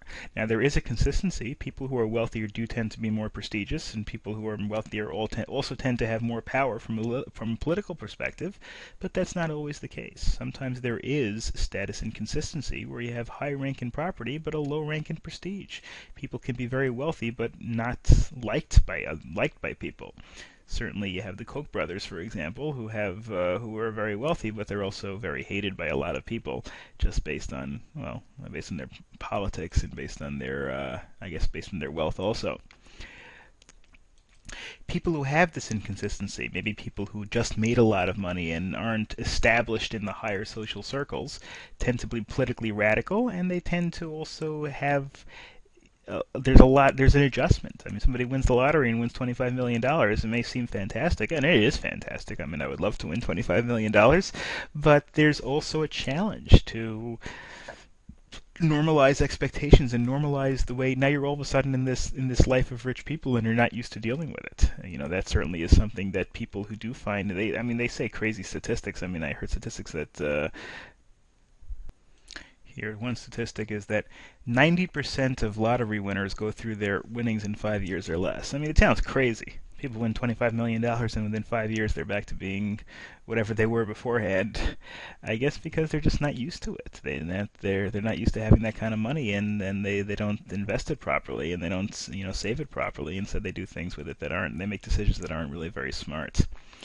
The social class also affects health of people, believe it or not. Well, I'm sure you can believe it. First of all, medical care is expensive, and so their health insurance is very expensive. Those of you who have dealt with insurance know this already. Health insurance is very expensive, and therefore people who don't have money have a tough time getting the same level of health care as people who do have money. Social class opens and closes doors to medical care. People who are higher in terms of prestige maybe get admission to better hospitals. People who can pay obviously get admission to better hospitals. And lifestyle is also interesting. The higher the class, generally speaking, the healthier the lifestyle. In the old days, people who were rich ate and people who were poor couldn't eat. Today, pretty much everybody has enough money and everybody has enough access to food. It's just a question of what they eat. People who are in the lower classes tend to be more prone to smoking, eating fatty fast foods, rather than fast foods are cheap. Restaurants may take a lot of pains, fancy restaurants, steakhouses may take a lot of pains to serve healthy foods and to try to make that 24-ounce steak as healthy as possible.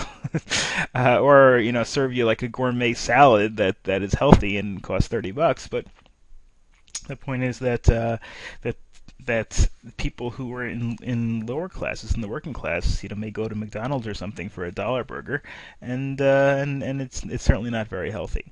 Being overweight, abusing drugs and alcohol, not getting exercise. Not that those things are unique to people who are poor, but it's just more likely to afflict people who are poor than people who are rich. Upper class people are more body conscious. They want to make good public impression, enjoy the benefits of their wealth, and so they're more likely to focus more on staying healthy than people who are poor and just have no time to focus on staying healthy. They really have to just make a living and feed their family. Stress also. Life is harder for the poor lower class people, and so therefore they tend to undergo more stress, and that could cause health problems as well.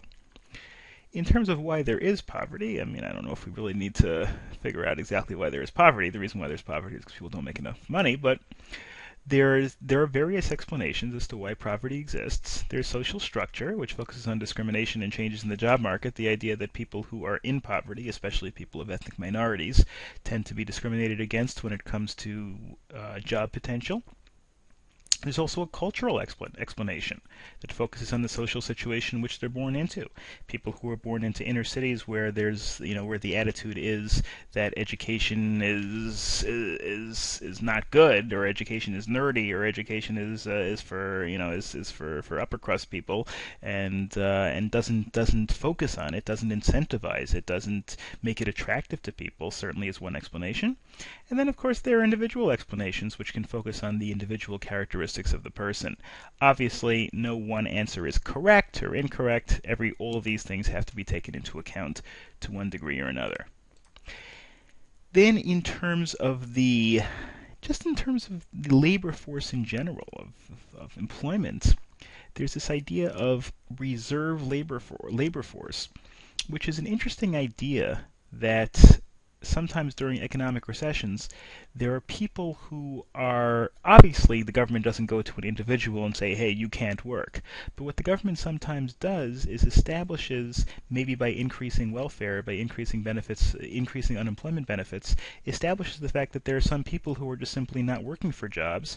And if the economy does recover and we need more workers to produce more stuff, then we've got people waiting in the wings that are ready to fill those jobs. But let's say by increasing unemployment benefits, you know that a certain percentage of people are just going to drop out of the workforce and just take the unemployment benefits and not work.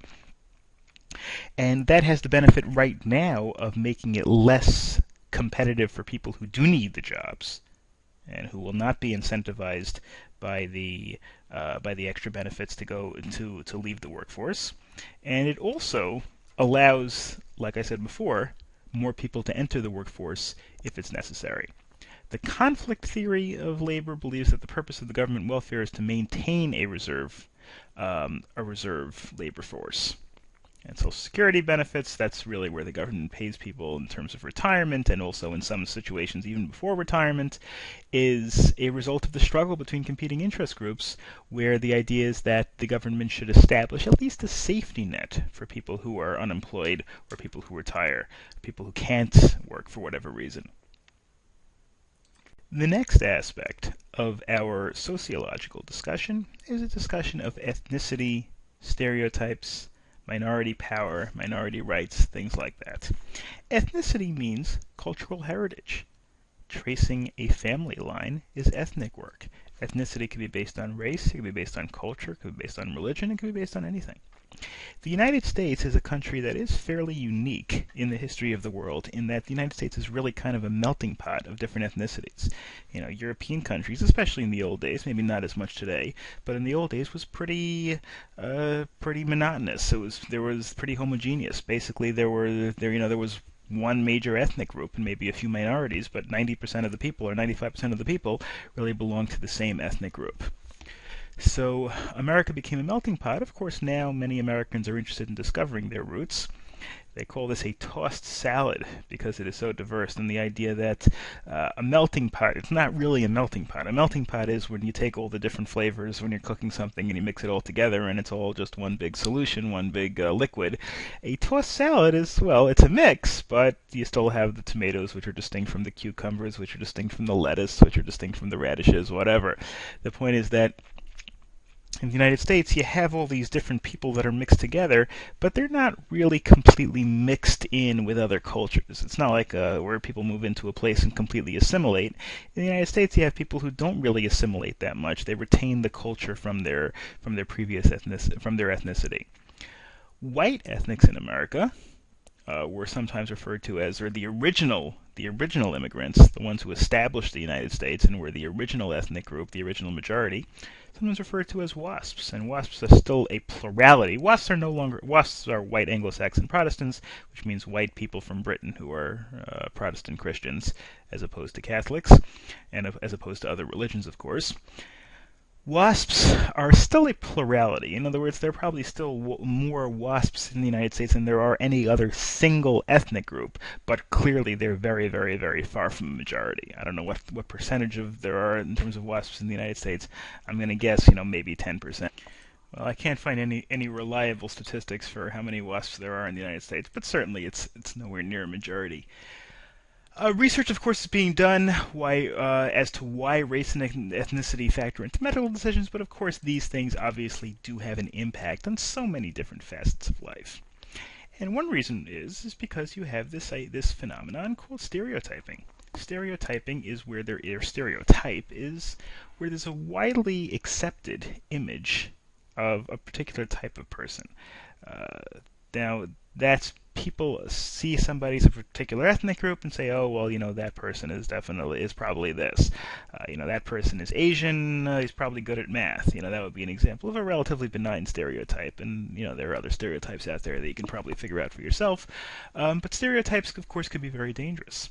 First of all, they can become self-fulfilling prophecies. You know, if somebody is assumed that they're not going to be good at that they're not going to be good at a job, well, then people may not hire the person, and then the person might not get the training that they need, and then in fact that person might not be good at the job because of the fact that they were victimized by stereotyping, because they didn't get the job and experience in the first place, and so it's kind of like a self-fulfilling prophecy. Stereotypes affect our interactions when we meet people for the first time. Maybe because we've had experience in the past with that person, or because the media or society has convinced us something about a group of people or a type of person. We then assume when we meet the person that the person will conform to that stereotype. Obviously, that could be dangerous as well. A related concept is the concept of prejudice. Prejudice is a biased opinion that's not based on reason or actual experience. People could gain prejudice by influence of society. We hear that a particular group of people have some negative characteristics, or by imitating others who have prejudice. You know, our parents or our friends or people in our schools have prejudice. We could pick up those same things, or we can develop prejudice from learning from the people around. Sometimes, you know, we have a bad experience with a member of a particular group, and so we assume that that applies to everybody else in the group as well. You know, we dislike people in that group, even though it may have been just one individual. So people can become prejudiced because of part of their cultural values, or they join prejudice groups. You know, for example, this study by Kathleen Blee showed that people who joined the Ku Klux Klan might not have been prejudiced before they joined, but after they joined, they may have become prejudiced because they learned from the other members in the group. Certainly, prejudice is something that is not inherent. It's something that people are taught. People are taught to be prejudiced, either consciously or unconsciously, or or for their own experiences make them prejudiced for whatever reason. And the victim of stereotyping and the victims of prejudice are typically minority groups. Now, minority groups could be racial minorities, they could be religious minorities, could be pretty much any group. One, of course, example of a minority group that's been the victim of prejudice is African Americans. And just one example of a manifestation of this is that due to internalizing the dominant group, namely in this case the white group, a study actually showed that African American men viewed light-skinned African American women as more attractive than dark-skinned women, just because of the fact that it's closer to the dominant group of the society. Now, women are not really a minority. I mean, it's it's kind of a misnomer. I mean, women are over 50% of the population, so to call women a minority stretches the definition of the word minority a little bit. But still, they're considered minority because of the fact that, generally speaking, in our society, men are the power holders or the power brokers in the society. And some manifestations of women who have suffered prejudice and have suffered suffered from not being part of the dominant gender. In that case, one example is the glass ceiling, the concept that there is an invisible barrier keeping women from reaching the top in the workplace. Again, whether it's completely true or not, whether it happens sometimes or frequently or less frequently, more frequently, is not 100% clear. There's certainly a lot of discussion, a lot of debate on that, but the idea that women could rise in the workplace, but when it came to the very top levels, when it came to being the CEO or when it came to being very high, it was much more difficult for a woman to get there than for a man to get there that was similarly situated. And because of the stereotype that women suffer, the stereotype that men tend to stereotype women as being less capable of leadership, but stronger in public relations and human resources. I mean, the idea, of course, being that stereotyping is not necessarily always bad. Women sometimes are looked at as more reliable, but maybe not as dominant in terms of leadership, maybe not as entrepreneurial, maybe not as creative when it comes to businesses, not as decisive. So women are less likely to have mentors the mentors men have, because these are the people that in previous generations ran the companies, and they're more likely to mentor other men than they are to mentor women. Even in female jobs, like nurses, teachers, librarians, social workers, studies have shown that men are more likely to be promoted, and men, generally speaking, on average, again, according to some studies, I've seen other studies that dispute this, but there are many studies that say that men tend to make more money than women, even with equal experience and training. I've seen other studies that say that once you account for all the other factors like lifestyle choices, children, things like that, then things tend to even out. But again, there's a lot of debate about that. I'm not going to sit here and tell you that this is this is true, or this is false. I'll just tell you that this has been discussed a lot, this has been alleged a lot, and there's been a lot of study and debate on this issue.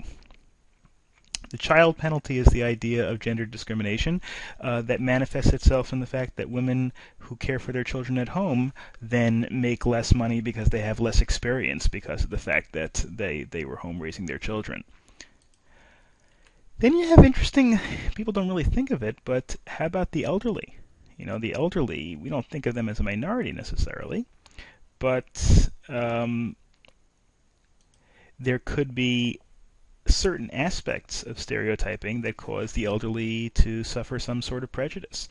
The elderly certainly in the old days were respected and looked up to, whereas today TV ads and other forms of media portray the elderly as unimportant and stereotyped, kind of helpless. People who suck money out of the economy without really giving back, and people who are old, tend to have more trouble hanging on at the workplace because maybe other people look at them as being not as competent or not as aggressive, not as energetic, etc. And all these things, of course, have contributed to social inequality. Social inequality means an unequal distribution of the product of the economy. A hunter-gatherer society, when people are moving in the old days, old days, people are moving place to place, and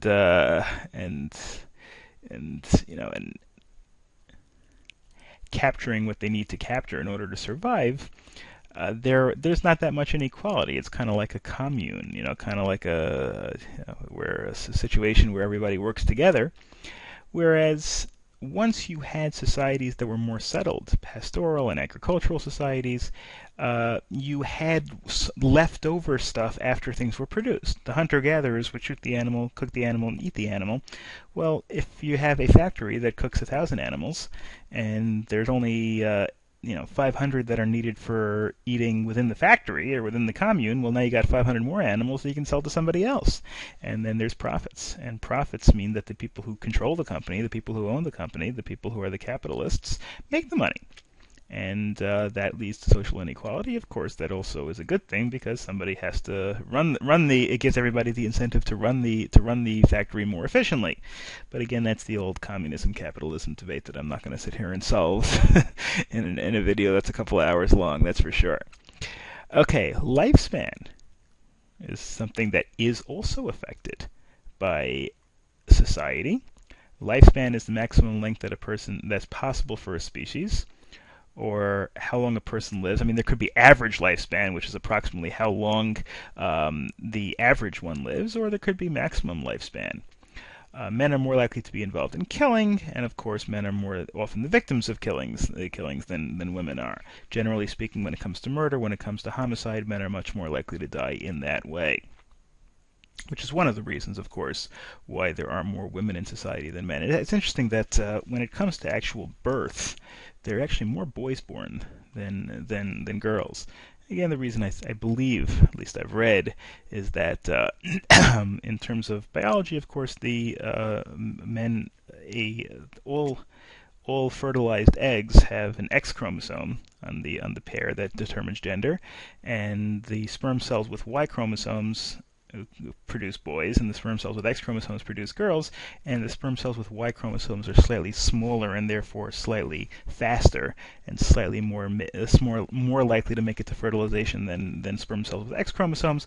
But but the point is that even though boys have slightly higher birth rate, overall women are a little bit more frequent than men in society, and one of the reasons is because men are more likely to get killed than are women.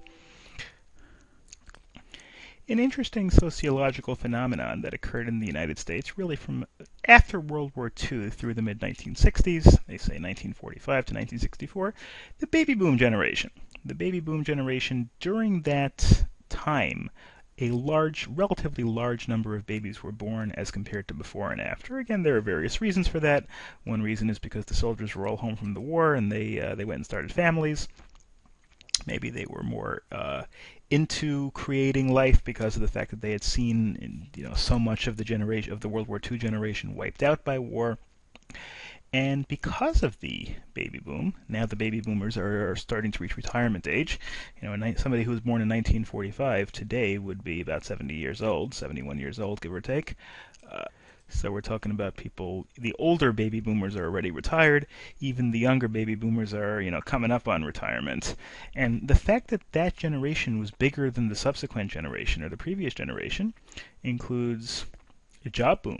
When baby boomers retire, that might help unemployment.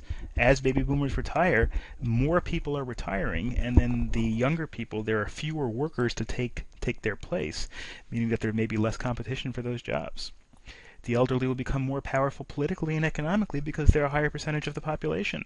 There are more elderly voters than there used to be because of the baby boom generation becoming elderly, and they're more likely to vote in older politicians. Medicare and Social Security, which are for retirement benefits, have increased in costs, increased in payouts, which will place a greater tax burden on the workers. Social Security depends on there being a lot of workers to pay for, the various retirement benefits. If there are more retirees, well, then the workers may have to pay more money in terms of Social Security tax and Medicare tax to pay for the elderly. And industry leaders, the government candidates for office will have to change their priorities to accommodate aging population because the voting power, the number of voters, will skew more towards elderly people than ever before because there's such a large generation of elderly people now.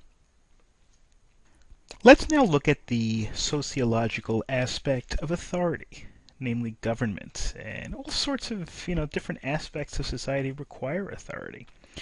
And the first thing regarding authority is the idea of this rational legal authority. Rational legal authority is the idea of authority based on written laws, United States Code, state codes, any kind of written statute, written law. There's also authority based on traditional authority, based on tradition, not necessarily written, not necessarily code, but because this is the way it's always been and this is what society expects out of you. So therefore the expectation can apply in that respect as well. Authority also very often depends on charismatic leaders. Charismatic leaders means leaders that have the ability to draw people to listen to them, to draw people towards them. These are followers that these are things that are really required in order for people to respect the government. There need to be politicians with charisma that are able to get the people to follow them. For example, in the United States, we've got a rational legal authority, also a traditional authority. We've got a representative democracy, which elects candidates that we believe will represent our interests in the local government, state government, federal government, etc. You've got two major parties, the Democratic Party and the Republican Party, of course. Republican Party more represents economic free market capitalism, Democratic Party more working class values. But that is the general. Obviously, you have a lot of crossover in terms of the two parties, but the idea is that you have this two-party system that depends on legal authority for codes, for court cases, etc., etc. In the United States government, you've got distribution of power. You've got checks and balances, which means you don't, rather than giving just all the power to one king or to a few oligarchs, instead you have a distribution of power among many different aspects of the government. You've got the legislative branch, which makes the law. That's Congress in the federal system, state legislatures in the state system. You've got the executive branch, who enforces the law. That's the president and the entire group of administrative agencies on the federal level, the Department of Justice and the U.S. attorneys and all that, including the president, of course. And then you've got the judicial system, which are the courts, headed, of course, by the United States Supreme Court. And the reason for this, the purpose of this distribution, is to try to make sure that no individual branch dominates. Each of them have checks and balances on the other. The courts can strike down as unconstitutional a law or a presidential action.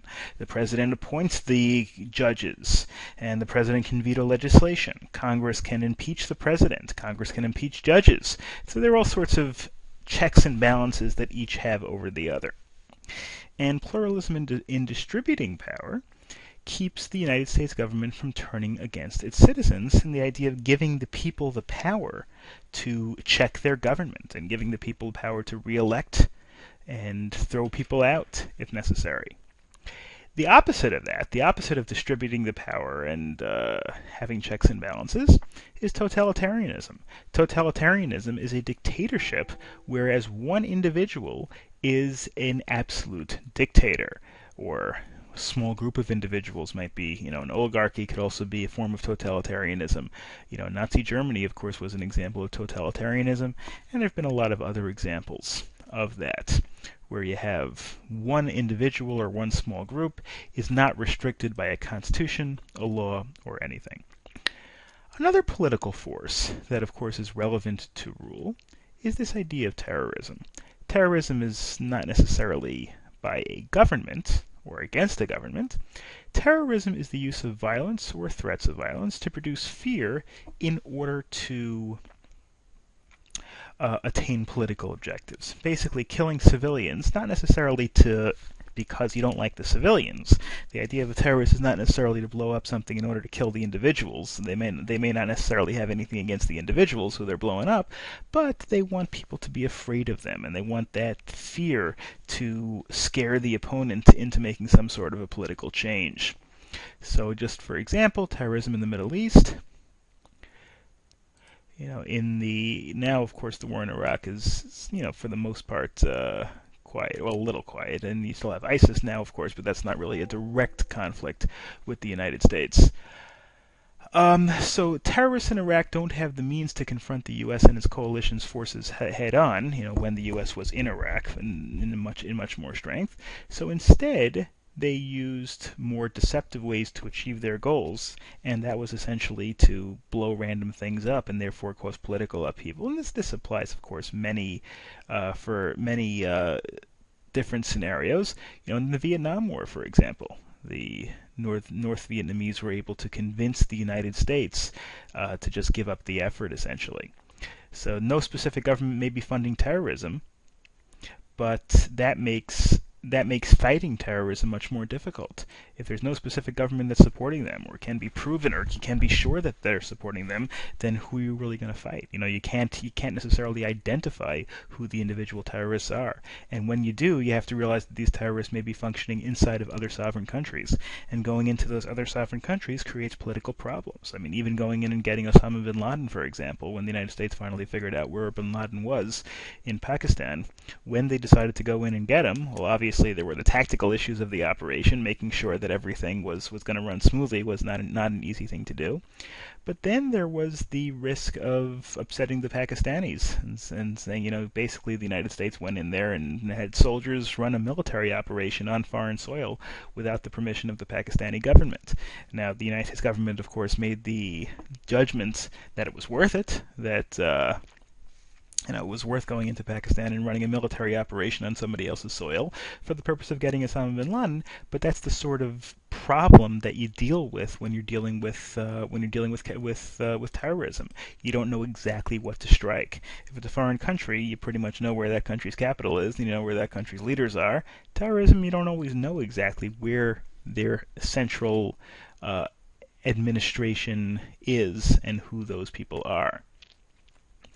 And then, of course, you have the ultimate problem that could come from totalitarian rule and from authority gone wild in general, and that is genocide. Genocide means the intentional killing of a large group of people of a particular nation or a particular ethnic group. And unfortunately, of course, there are many examples that we can point to: the massacre of the Native Americans in the 1800s, the Holocaust, the Armenian genocide during World War I, where the Turks killed millions of Armenians, the slaughter of the Tutsis in Rwanda by the Hutu tribe, killing I don't know if I would call that genocide. Okay. Sorry about that. Okay. Now we're going to move to the part of the course that deals with sociology when it comes to the relationships that we have and choose for ourselves. The first aspect, of course, for sociological relationships is the relationship of the family, which is probably the primary relationship that we all have. There are many aspects, of course, to the family relationship, but when we talk about relationships, the first place we have to start with is family. Family sociologically simply means two or more people related by blood, marriage, or adoption. A blended family is something like a non-traditional family when a husband or wife brings a child into a new family from a prior relationship. There are many different types of families. There's the nuclear family, which is simply the father, mother, and their children. The extended family, which includes grandparents, extended relatives, etc. Family of orientation means a family in which an individual grows up. It could be an adopted child who's not a natural, not a biological child, but still is considered a child for purposes of family because the person grew up in the environment.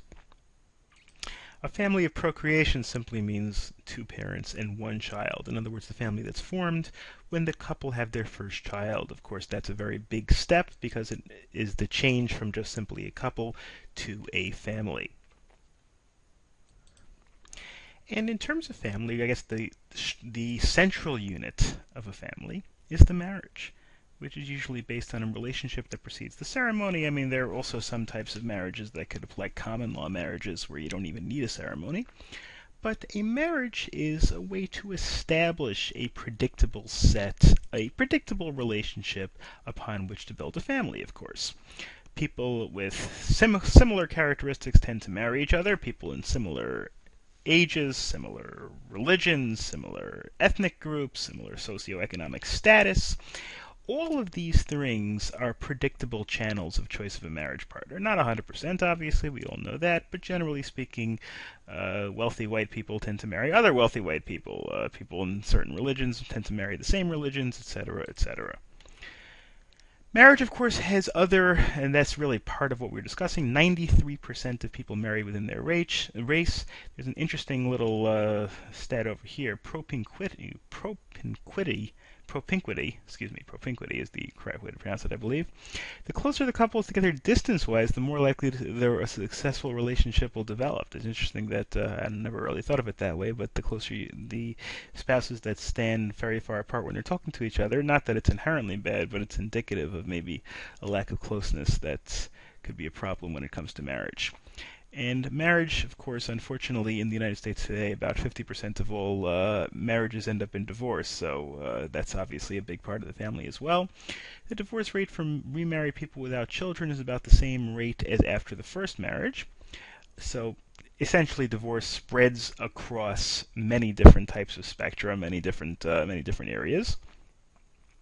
People who are less likely to divorce are people who get married after college. In other words, rather than when they're very young, as opposed to getting married when they're teenagers or low 20s. People who get married a little bit later on, people who have strong moral values, people who share the same religion, generally speaking, tend to divorce less than other couples. Obviously, there's a big problem, not necessarily a problem, but a big challenge when it comes to relationship between the father and the children after divorce. The most common pattern is for the mother to be the primary caretaker and for the father to continue to see the children frequently after divorce. A visitation pattern, maybe every second weekend, something, and then maybe some holidays, whatever it is. That is the normal way most people do things that way. Another pattern is that fathers just don't have much contact with their children, maybe because they moved to a different city, maybe because the fathers run away to a different area, want to have a new family, whatever the case may be. In fact, according to this statistic, only about 38% of children living apart from their father see their father very frequently, whereas over 60% of children do not. Fictive kin, I guess similar to the word fiction, means kin that aren't really kin, relatives that aren't really relatives. Kin means your relatives. Well, fictive kin are people that you share resources with and kind of share a life with a little bit as though they were relatives, but they're not actually relatives.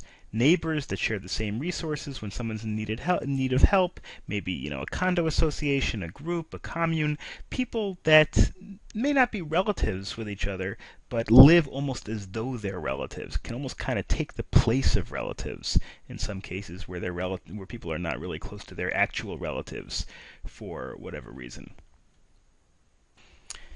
Our next phase of the course is the transmission of values from generation to generation, really kind of establishing a contiguous society.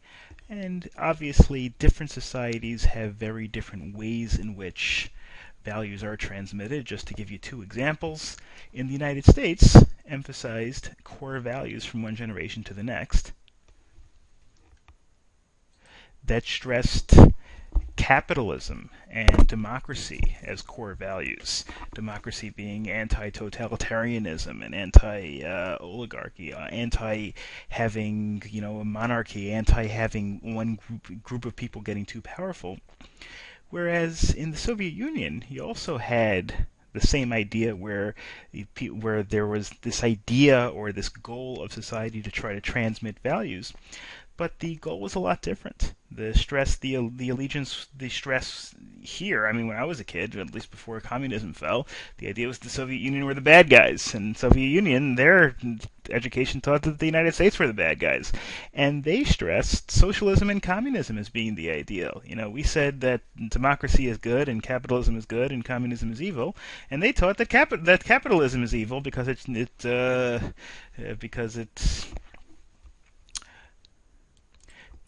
took advantage of the workers, and communism was fair, and there's no need for democracy because democracy is a silly way of doing things anyway. So we almost take it for granted that democracy is a good thing, but that's because we were taught that. Other societies may not have been taught the same thing. In the United States in general, there are certain values that tend to dominate. Individualism, the idea that someone can start from very humble beginnings and become very important. Social mobility, we consider. We don't have such great social mobility, but certainly social mobility is considered an ideal, where people who are poor, the Americans love a rags to riches story, where people who are very poor become rich because they invent something or because they achieve something. Efficiency and practicality, we don't necessarily focus on rules and rules for the sake of rules like they do, for example, maybe in Germany a little bit more. In the United States, efficiency and practicality, being creative in terms of getting things done is stressed. Science and technology, certainly, very, very important in the United States in our education system. The whole Silicon Valley in California, where they're developing computers and computer software, computer technology, very, very much held in esteem. Material comfort is considered very important in the United States. Achievement and individual success. Freedom and democracy, two of the buzzwords that we hear all the time. Equality, again, not always achieved, but certainly strived for. Education, religiosity, certainly. Religion in the United States still holds a very strong presumption or a very strong reputation. Hard work. And the idea of group superiority. Group superiority is people working together. Now, that may contradict freedom, democracy, and equality a little bit if you're going, or certainly freedom. The idea of group superiority is to sacrifice your own interest for the interest of society, whereas freedom is really more like the idea that you're sacrificing you're not worrying about general interest, you're worrying about yourself. So some of these values do contradict each other in various ways, but that doesn't mean that we don't at least strive for all of these to one extent or another. Then we've got the issue of discipline, which generally applies to society in general and also, of course, to the individual raising children and raising a family. Different cultures deal with discipline in different ways. Asian Americans tend to use shame or guilt to control the behavior of those who misbehave. Maybe people who get bad grades are considered dishonorable, and that teaches or that convinces children to work as hard as they can to avoid being considered dishonorable. African Americans tend to use more physical control, physical punishment, than do those coming from European backgrounds, than white people. Americans are trying to use more positive focusing methods, certainly in the last few decades, than punishment. Punishment was a lot more common in terms of harsh discipline in the 50s and 60s in that era than it is today, where you have more and more people thinking that the best thing to do is not necessarily to punish children, but to give them positive reinforcement and to convince them to behave properly because they want to behave. I mean, just by contrast, to give you an example, let's look at the way Japan does it. Japan, of course, has a lot of success in terms of the way they run their society, and they run it in a very different way than the United States does. Japan, unlike the United States, which is focused on individualism, in Japan they focus more on group solidarity, a group-centered approach that centers on uniformity. Solidarity within the group, making sure that people are consistent with each other and that people work to the general goals of society. Now, of course, cooperation is contradicted when students apply for college, because when students apply for college, if there may only be a limited number of spots, which used to be much more so than the case is today, as we'll see in a few minutes why that is, but in the past, students were admitted to college on the basis of their test scores, and so therefore all the students needed to have high test scores. How good a college you'd get into, and therefore how good a job you'd have, and how much money you'd make in the long term was really dependent on how well you did on these scores. And these scores became tremendously competitive for individuals. And so for the purposes of these tests and the purposes of these scores, really individuality won out more so than solidarity with the group, even though solidarity with the group was considered the ideal thing that people should generally look to.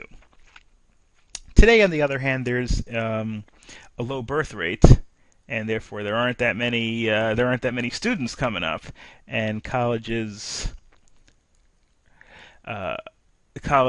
they are competing for the students rather than the students competing for the college spots, because there are lower birth rates and most of the colleges have stayed open.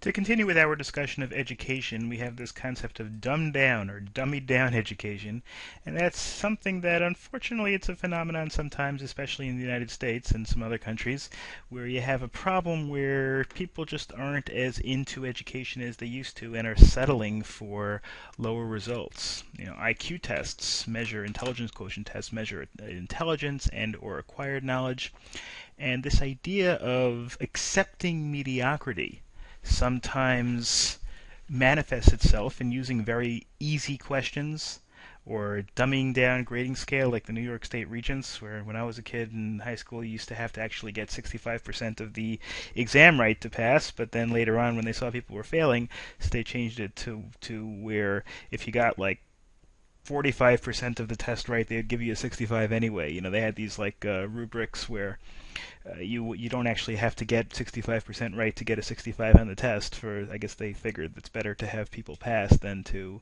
have people fail, even if they actually don't deserve to pass, but that's another issue. Then you have this idea of social promotion, passing a student to the next grade despite problems. In other words, somebody doesn't deserve necessarily to be promoted, but in order to keep them with their classmate and avoid traumatizing them by holding them back, you put the student in the next class with the rest of his or her class. And then lower SAT scores, SAT, the Scholastic Aptitude Test that people take very often in order to get into some colleges. People are scoring lower and lower on the SAT, and therefore they've had to change the scale to make it a little easier to get a higher grade.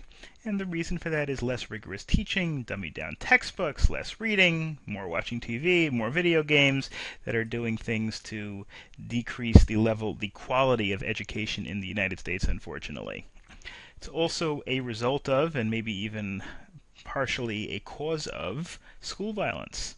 Sociologists found that the media is largely responsible for creating a myth that there's greater school violence. Really, there's not school violence is a problem, but maybe not as big a problem as we think it is. When a few high-profile cases happen, school violence really maybe not quite that bad. But shootings do account for 3/4 of all school-related deaths, and boys die in school incidents 3 times the rate of girls. But of course, school violence is a problem. Even if it's not quite as big a problem as we think it is, obviously that still is a problem. Okay, let's move to the next, and I think the second to last topic of this course, and that is population theories. Theories of how populations grow, how populations move, how the dynamics of populations work, which is, of course, also a very important element of sociology. The Malthus theorem is the idea that population grows only or grows geometrically, which means it's not just doesn't just grow a little bit at a time. It grows, population doubles and triples. I mean, if you look at the history of the world reached 1 billion people in like the 1840s, and now is well over 7 billion. It may take a long time. The extra billion people that it takes shorter and shorter every time. In other words, it grows faster than just at a consistent rate. Whereas food supply only is added to as more. So that's obviously a problem. That if there's more and more people and food supplies don't grow as much, you'll have problems feeding the world in general. Although, of course, increasing farming yield with newer technologies can certainly help in that respect. The transition from high birth and death rates to low birth and death rates is the idea that as countries become richer and as countries become more educated, as countries go from a pre-industrial system to an industrialized system, you have a lower birth rate. Interestingly enough, so it's kind of like it goes in steps. First, you have a relatively low birth rate because people don't have enough food.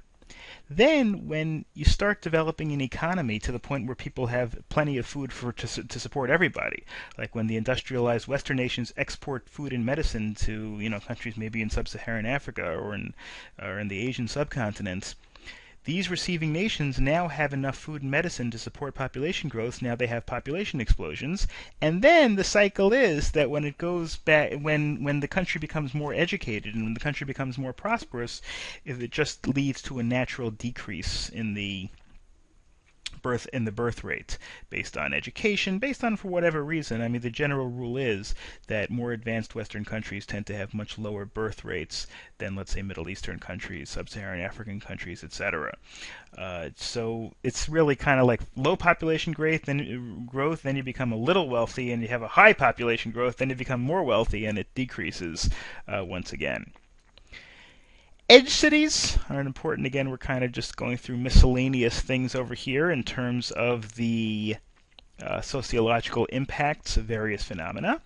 An edge city is a city that is built specifically based on the transportation availability. Edge city is a cluster of buildings and services near the intersection of major highways, hotels, shopping malls, office parks, apartment complexes. Very often these things spring up because of the availability of transportation. If you have a major train station and then you build a major train station somewhere, well, then all of a sudden people are going to go. The land still might be cheap because it's not developed. So people say, I have an idea. I'm going to go buy cheap land next to that train station. And I'll build an office complex, and that way we'll be able to have workers who have a nice, convenient way to get to work. They can get to work by train, and that will of course lead to other people coming, and eventually you'll have a whole area or a whole office complex, a whole city over there. Same thing is true, of course, with highways. There's a highway exit built in an area, so people say, let's build a motel there, so that travelers who need a motel and happen to be on the highway will take advantage of it. Same thing is true with offices. We'll say, okay, that's a good, convenient place to build an office because people will have an easy time to get there. It's right off the interstate. The point is availability of transportation. Same thing is true with living, of course. People say, well, it's good, nice and convenient to live near the interstate. Generally speaking, it's more convenient to live 3 minutes away from the interstate than it is to live 15 minutes away from the interstate. Not that it's the end of the world to have to drive 15 minutes to get to the interstate, but certainly it takes you a lot longer to get to many places that you need to go. So availability of transportation causes growth of cities. And building and developing can also be affected by government policy and by economic phenomena. For example, redlining is refusing to loan or insure someone because they live in an area considered to be a poor financial risk or a problem area. Banks aren't really supposed to do this, but banks may be less likely to give people loans if they live in an area that is blighted or undeveloped or whatever the case may be. On the other hand, you have the government trying to interfere in order to help places like this, and they may turn it into what is called a federal empowerment zone, which is a form of enterprise zone that combines tax breaks and low-interest loans. If a government wants to redevelop an area, maybe revitalize a downtown, or develop an inner city by attracting businesses, the government can issue tax breaks and can issue maybe build some infrastructure in there to make it more attractive for people to come in. Many cities have done this. The famous Kilo versus New London case happened because of trying to redevelop an area where the government of New London decided they wanted to revitalize the downtown or revitalize the lakefront area, and so they wanted to foreclose on people's houses, take people's houses, give them reasonable compensation, but take people's houses in order to allow private industry to come in and build there. And then there was a whole Supreme Court case about whether they're allowed to do that, and the Supreme Court eventually said that yes, they are allowed to do that. They are allowed to take people's houses away as long as they pay them in order to revitalize a downtown by using the land to allow other private infrastructure to come in and develop over there. And similar to the idea of developing is this idea of human ecology. Ecology usually means the environment and the functioning of the environment, and human ecology is the effect of humans on the environment, also sometimes known as urban ecology, and it describes how people adapt to their environment and their motivations for trying to succeed, for crime rates, delinquency, other social phenomena. It's an entire study of the idea of what happens when humans move into an area, when people develop a city. So what motivates their actions? It's really a separate study of how when people move into a city, what happens to that city? What happens to the crime rates? As people grow more, as you have more and more people, does the crime rate go up? What happens to the economic success of the city?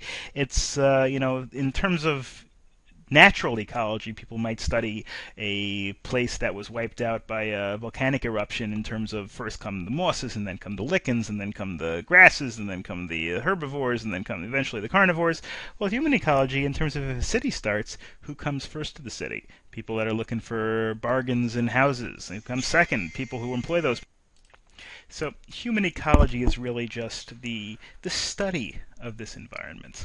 So human ecology helps explain group behavior. It's not something that we're really covering much in this course. We just want to know what human ecology is, kind of a study, a subset of sociology, how humans impact a new environment and adapt to a new environment. And finally, we're in our last section of the course, and this deals with social change, the agents of social change, and the impediments to social change. Social change is simply a shift in the characteristics of a culture or society over time. That could happen invasion succession cycle, which is essentially when a different culture comes into an area and kind of takes over, one group of people displacing a group whose characteristics differ from their own. Maybe they're moving in because of importation, maybe they're moving in because they fought a war and won the war and chased everybody out. Either way, that's a pretty dramatic way to change the social makeup of an area. Then there are indirect transfer, where you can make the daily living conditions so terrible that people are forced to leave. So, for example, if in Tsarist Russia, where Jews had such horrible living conditions, they emigrated to other places. That's true very often in terms of the modern way of ethnic cleansing. The modern way of getting people to move out of an area is when governments sometimes just make the conditions poor for them so that they eventually move on their own accord. Non-involvement is the method by which people sometimes react to what they consider to be adverse circumstances in a society in a way that tries to protect their own personal space, tries to maintain anonymity, so to speak. It's a way to kind of shield yourself from society. Now, it could be in a major way if you decide to go become a hermit and live out in the forest. That's one way. Or you could just do it in a subtle way or in a small way, in a day-to-day way. Listening to headphones as you go into a crowded store to avoid having to deal with other people. People see you're listening to something, so they don't wave to you and don't bother you. They just kind of figure you're in your own world because you want to be in your own world. You don't want to be in their world. Or using a newspaper to shield yourself from others when you're on a park bench, something like that. Diffusion of responsibility. Go to a place where there are fewer bystanders to help. I'm sorry, not go to a place, but diffusion of responsibility is the idea where people don't help in the emergency, even though there are plenty of bystanders, because they don't accept the responsibility. I mean, there have been terrible cases where people have been hurt or, attacked or whatever it is, and there have been bystanders, and the bystanders didn't help. Now, one reason is because they're afraid to help. They're afraid of being hurt themselves by whatever's attacking the person in the first place, but also because people abdicate responsibility and they figure there are other people. Somebody's drowning in a pool, and everybody standing around the pool thinks that somebody else is going to jump in, and nobody actually jumps in to save the person until maybe it's too late. That's a classic example of what the harm of non-involvement.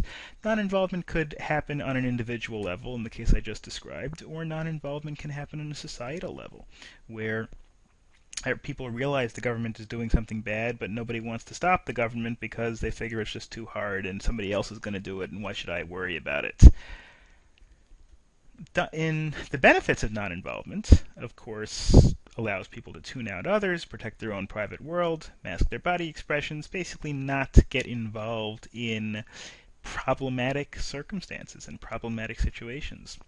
Whereas the dangers include that it stops the ability to be alert to possible dangers, hear instructions. People covering their eyes or covering their ears are protecting their own personal privacy, but on the other hand, they're putting themselves in a situation where they might not be able to react properly. And on a societal level, that applies for people who don't want to follow the news because they don't want to get bothered by it or whatever it is, but they're also not in a position to help with any steps that may need to be taken on a societal level to improve people.